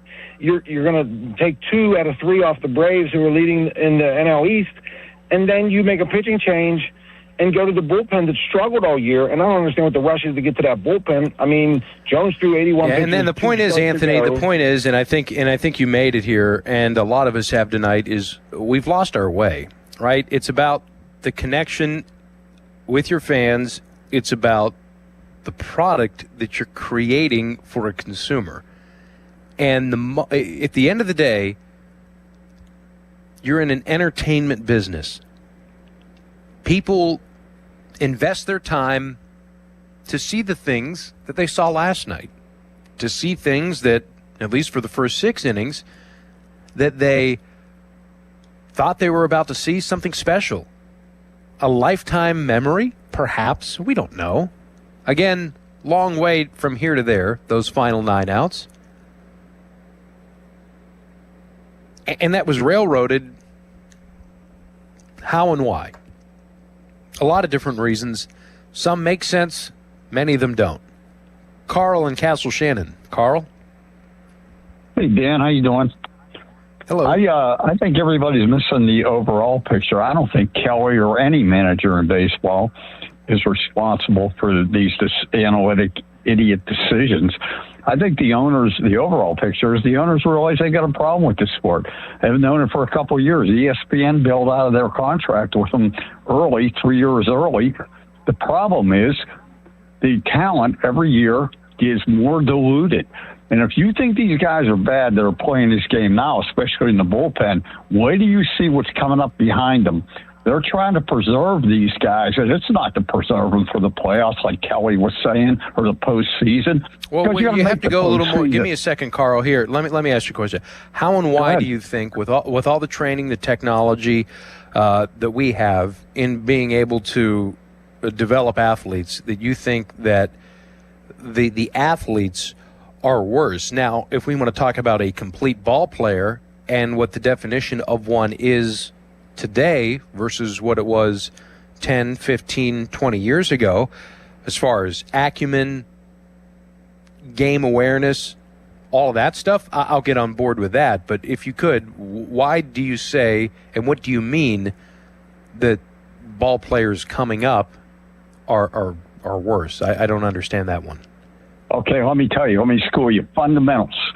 They don't know fundamentals. Well, okay, all right. Then that's fair. That's fair. And that's where I thought you were going. That's where I thought you were going. Okay. But anyway, first of all, no, hold on. We're gonna move on because we got to try to tighten it up a little bit. We're getting off key. So let's just try to, everybody, if we can, be a little more succinct. Tom in Maryland. Tom, you're on the air.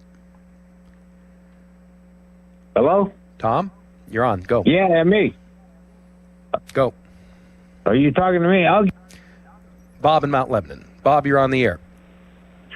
Hey, I called the other night. We had a great discussion. I was going to bring up Majinski. I'm not going to do it. I've said enough. But I just wanted to ask you, if you knew, and if this entire issue is a league-wide thing where they are babying players, I don't blame at all Jared Jones. I think he's being a good teammate and a good sport and a good player by not throwing his manager or ownership under the bus. Yeah, this was all predetermined. This was all a group discussion. Sure. There was, this was, again, and that's my issue with it, that it's pre-planned. It was a discussion. He's on board with it. He was just falling in line and being a good soldier. The fact that all of that was in his head before he took a baseball and was ready to go out there and compete, to me, that's the asinine part. Agree totally, Dan. The point I'm trying to make is I want accountability and more transparency from Don Kelly and the entire organization to say, these are the reasons why, and here was the plan. And then I want to know why on God's green earth you decided to take your best middle reliever, who you knew if you were going to take him out somewhere between the 5th and 6th inning, 7 if you were completely on your lucky star, if he was under 80 pitches, which he wasn't going to be by the 7th inning. We all know that. Why you decided to pitch Majinski yesterday. That's the part that's bothering me. And I was going to actually call in yesterday because I was so furious even after the great game, but I didn't want to be that guy that said the negative thing that was obvious to everybody after a really, really wonderful day. But it seems to be pretty prevalent now. And now, granted, we didn't hit the ball today. Okay? We didn't hit the ball. Let's be real. We didn't hit the ball. But it still is troubling. You have a guy that pitched a heck of a game, and you had a guy that could have come in and still been scoreless, and we might still be in extras right now. So that's all I have to say. Thank you. Yeah, no, I agree with the transparency part, but what they'll say is, and what they think, and this applies again to all 30 teams. I'm not singling out the Pirates, and I say that because it's objectively true, because all of the organizations are this way. I go into other managers' offices. They're all so very protective and paranoid. They believe, and this is the hilarity of it all, that they have this secret recipe, this new invention. They have proprietary data, and they've got stuff that other people don't have. That, to me, is the ignorant, arrogant, off-putting, and divisive aloofness that is a plague on this game. There's this secret society, underground, baseball decisions are being made. And we have all this stuff and you can't know it. And you just trust us because we know better. No, well, maybe you do. Maybe, yeah, you do have a team of Ivy League guys running around there creating proprietary systems and softwares that only you have. We don't need to know the entire game plan. I'm not asking you to PDF your playbook and put it online. But, yes, some transparency so we can understand, so we can follow along. A little bit, and it doesn't even have to be a look behind the curtain. It's an education process. I ask, I'm shut down. I ask a guy, hey, why is he in AAA? What did he work on? Very basic questions. I don't need to get into the nitty-gritty of it, so I can, have answers for you post-game to be able to answer some of these questions. I ask, they're not answered. Citing they're sealed documents.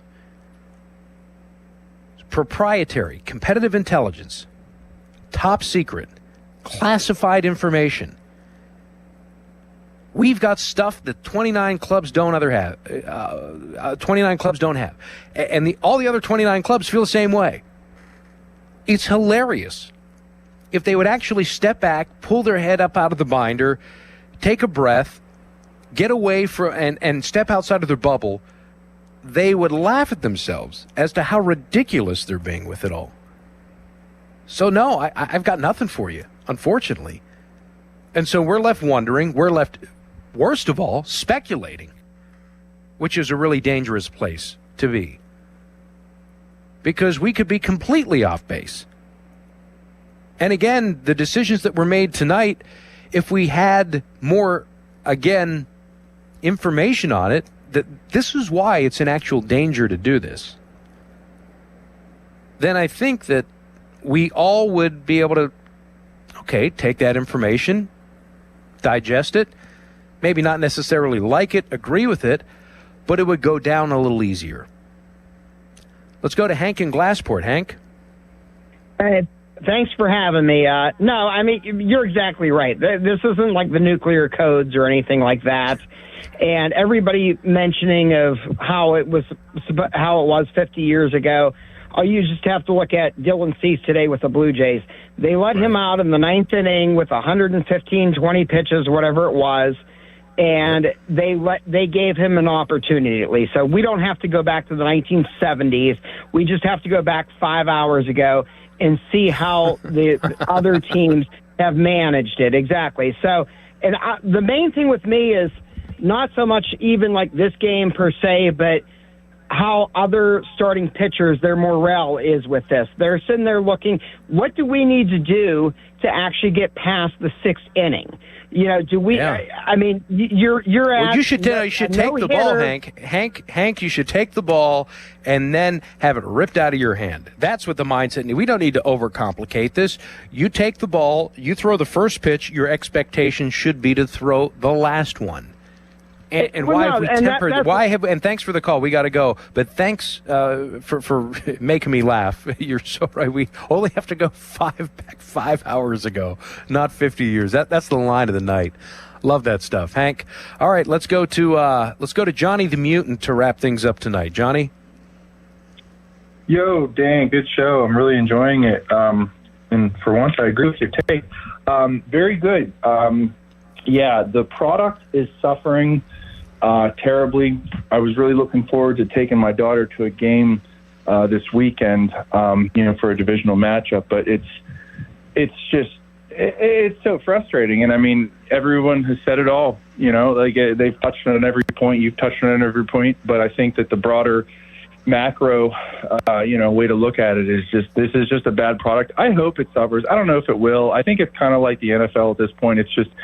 But my question to you is that is the manager, the Major League Baseball manager, and I guess every organization is different, but is he just essentially, especially Don Kelly, he is just a ceremonial figure. Am I right? I mean, does this guy, like, make any decision at all? Like, tell me.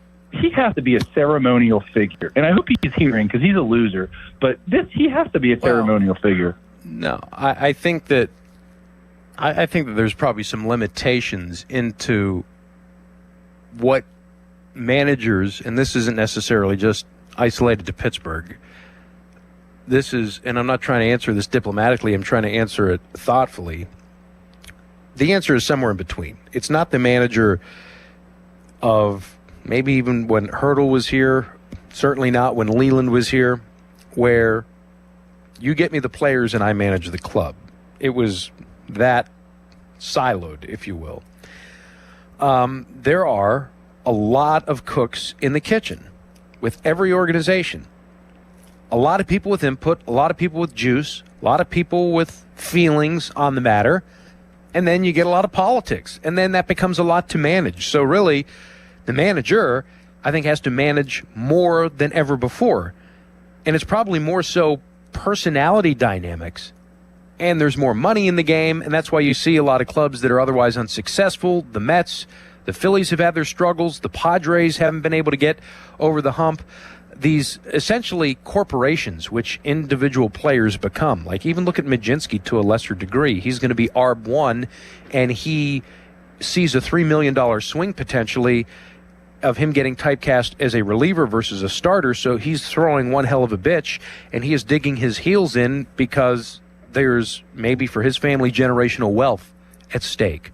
So there's a ton of that stuff to manage. Now, as we talk about in-game, I think that has changed drastically because of the information, because of the analytics. And it's not just statistical stuff, it's biomechanical stuff, it's pitch shape, spin rates.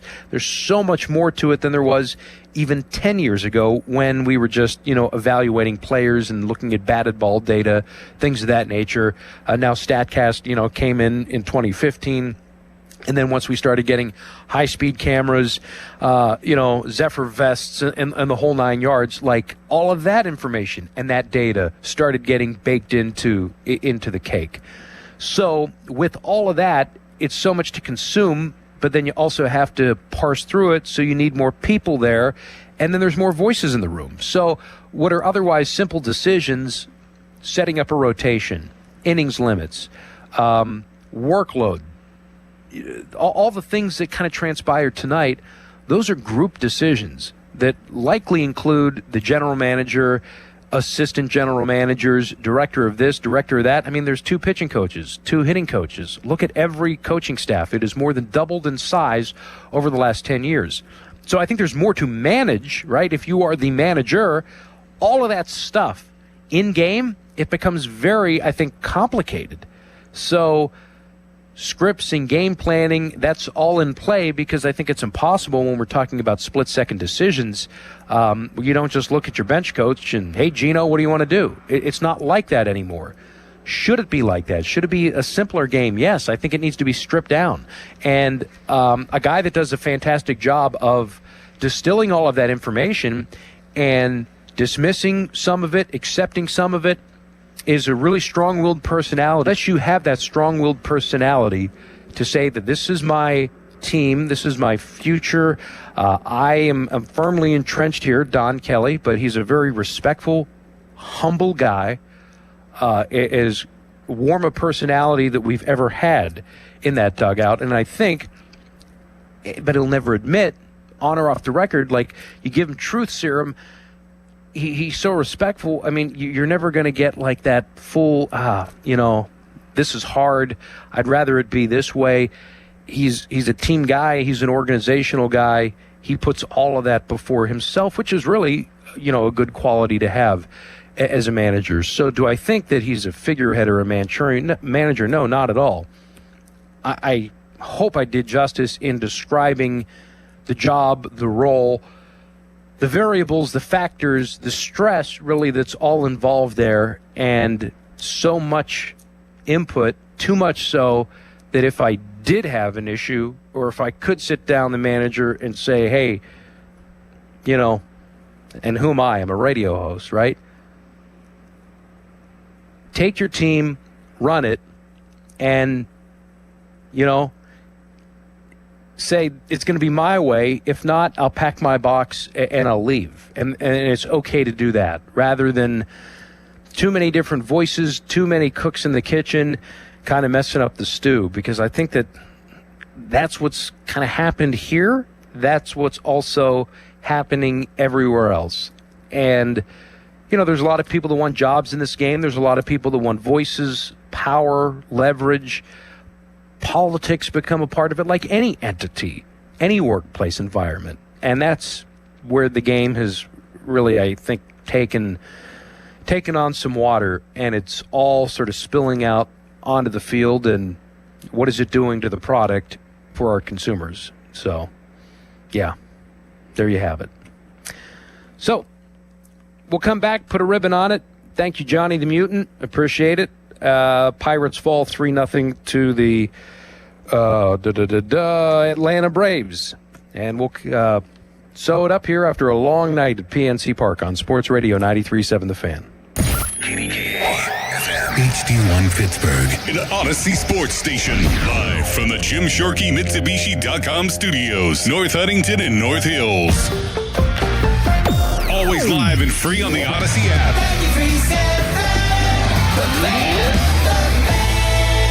Hey, it's Dan Zangrilli here to deliver a big pitch from Allegiant Community Federal Credit Union. Have you heard about their ultra-competitive first-position home equity loan rate of 5.25%? That's right, 5.25%. It's been so popular, they've extended the promotion, leaving plenty of time for you to hit a home run for that big project or unexpected expense. Learn the full terms, conditions, and membership eligibility requirements at AllegiantFCU.org. Allegiant Community Federal Credit Union, equal housing lender, federally insured by the NCUA. This is the story of the one.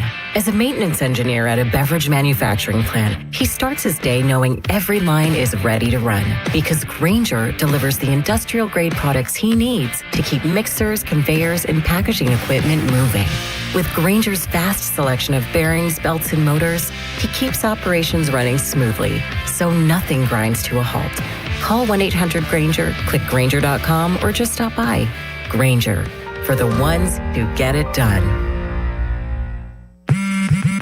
Straight Talk Wireless presents Pickup Truck Wisdom. Trust is earned. That's why I've stuck with Straight Talk. Same price since 2009 on Verizon's 5G network. Cause shoot, anyone can make a promise. Keeping it for years, that means something. Now plans starting at $25 a month with 4 lines. Find us at straighttalk.com and Walmart. Straight Talk Wireless. Straightforward. Always. Same price claim applies only to the base monthly price of our $45 plan from October 2009 to present. After an accident, you need an injury attorney who fights for you. Ogg, Murphy, and Perkoski are ready to take on the insurance companies and win you the compensation you deserve. Call 412-391-FIRM. Ogg, Murphy, Perkoski, the firm. We're all in. Now, back to the Ogg, Murphy, and Perkoski Reaction Show on Sports Radio 93.7 The Fan. So a long night here at PNC Park. Appreciate you all being a part of it and talking through it. Frustrating, right? 3-0 Pirates fall to the Atlanta Braves. We had a perfect game thrown by a pitcher through 6 innings, but unfortunately the modern, unofficial, unwritten rules of baseball prohibit him from going any further. Yes, coming off an arm injury. Yes, going through a lineup a third time. Yes, achieving 6 innings for the first time. Nevertheless, it makes it no less easier to digest. And tonight was more about a state of the game than it is an indictment on the Pirates, Don Kelly, anyone or anything else. It's more just the overall infrastructure of how everything has infiltrated all of the decision-making, which led to the prohibition of this evening's festivities. Who's hot, who's cold, brought to you by D'Amelio's HVAC in Greensburg. Nick Gonzalez, unfortunately, had his 7-game hit streak snapped. He was the owner of a 1,200 OPS coming in. Easy Home Exteriors, stat of the night. Well, Jared Jones, as it turns out, becomes the first pitcher to depart with a perfect outing intact after 6 innings or more and lost. Max Scherzer, let's see, he went 6 perfect and was pulled with left side, not pulled, he was coming off of left side irritation. I believe where Scherzer would have been, with the Mets at the time, I think in 2022. So there's your stat of the night. Player of the game is Jones, of course. Why wouldn't it be? 8 strikeouts. Slider was spectacular. 77 pitches, 6 perfect innings. Pellman electric, he was. Cutting-edge electrical contractors covering the tri-state. I guess, looking at it, big picture, Pirates have a chance to win a series tomorrow. Mitch Keller asked Ben Cherington about him. They're looking at a lot of different things with Keller. Asked him even about potentially opening for Keller, especially if you're going to have a club stack a ton of left-handers against him, like, say, the Braves did tonight against Jared Jones. The first 4 hitters that Walt Weiss sent out there would hit from the left side. So Keller, big-time issues against lefties. His ERA over 5, 6-6 for Mitch Keller against Bryce Elder. That game on KDKA Radio tomorrow, 12:35. That's our look ahead, brought to you by Pella Windows and Doors, PellaPittsburgh.com. Thanks to Charlie Borges for running infantry and doing frontline stuff. Charlie, how many calls did we take tonight? Do you think we took 30 phone calls, maybe more? 24 phone calls we took? My word. And thank you all, because you make the show go. Appreciate you listening, engaging.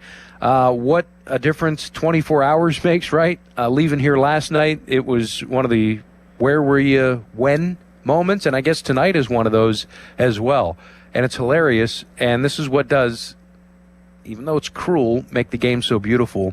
What we saw last night was more rare than a perfect game. And what we saw tonight was a potential perfect game that was taken away by the modern unwritten rules of baseball. And Joey Bart coming back to serve as the judge, jury, and essentially executioner of his former club that he was with a couple of weeks ago. He had a 2-run home run in the bottom of the 8th inning for the Braves, and Atlanta would add another in the 9th inning. How about that? Yep. Game always comes back down to its perfect equilibrium. Ball don't lie, as they say. And tonight, ball didn't lie. Pirates lose more than the Braves won. 3-0, your final score. And you heard it right here on Sports Radio 93.7 The Fan. Buy one window, get a free unicorn. Just kidding. Are you tired of dishonest offers? I'm Brian Murphy, owner of Easy Home Exteriors, and we take your home seriously. If you need windows, roofing, siding, or doors, we'll give you fair, honest pricing the first time, every time. No pressure, no gimmicks. We'll give you a free estimate. You don't even need to be home. Call 412-678-7008. That's 412-678-7008. If you're lucky, we'll throw in a unicorn. When you see this in your kitchen, the stainless steel fridge is covered in fingerprints. you hear this. Leslie, people are going to think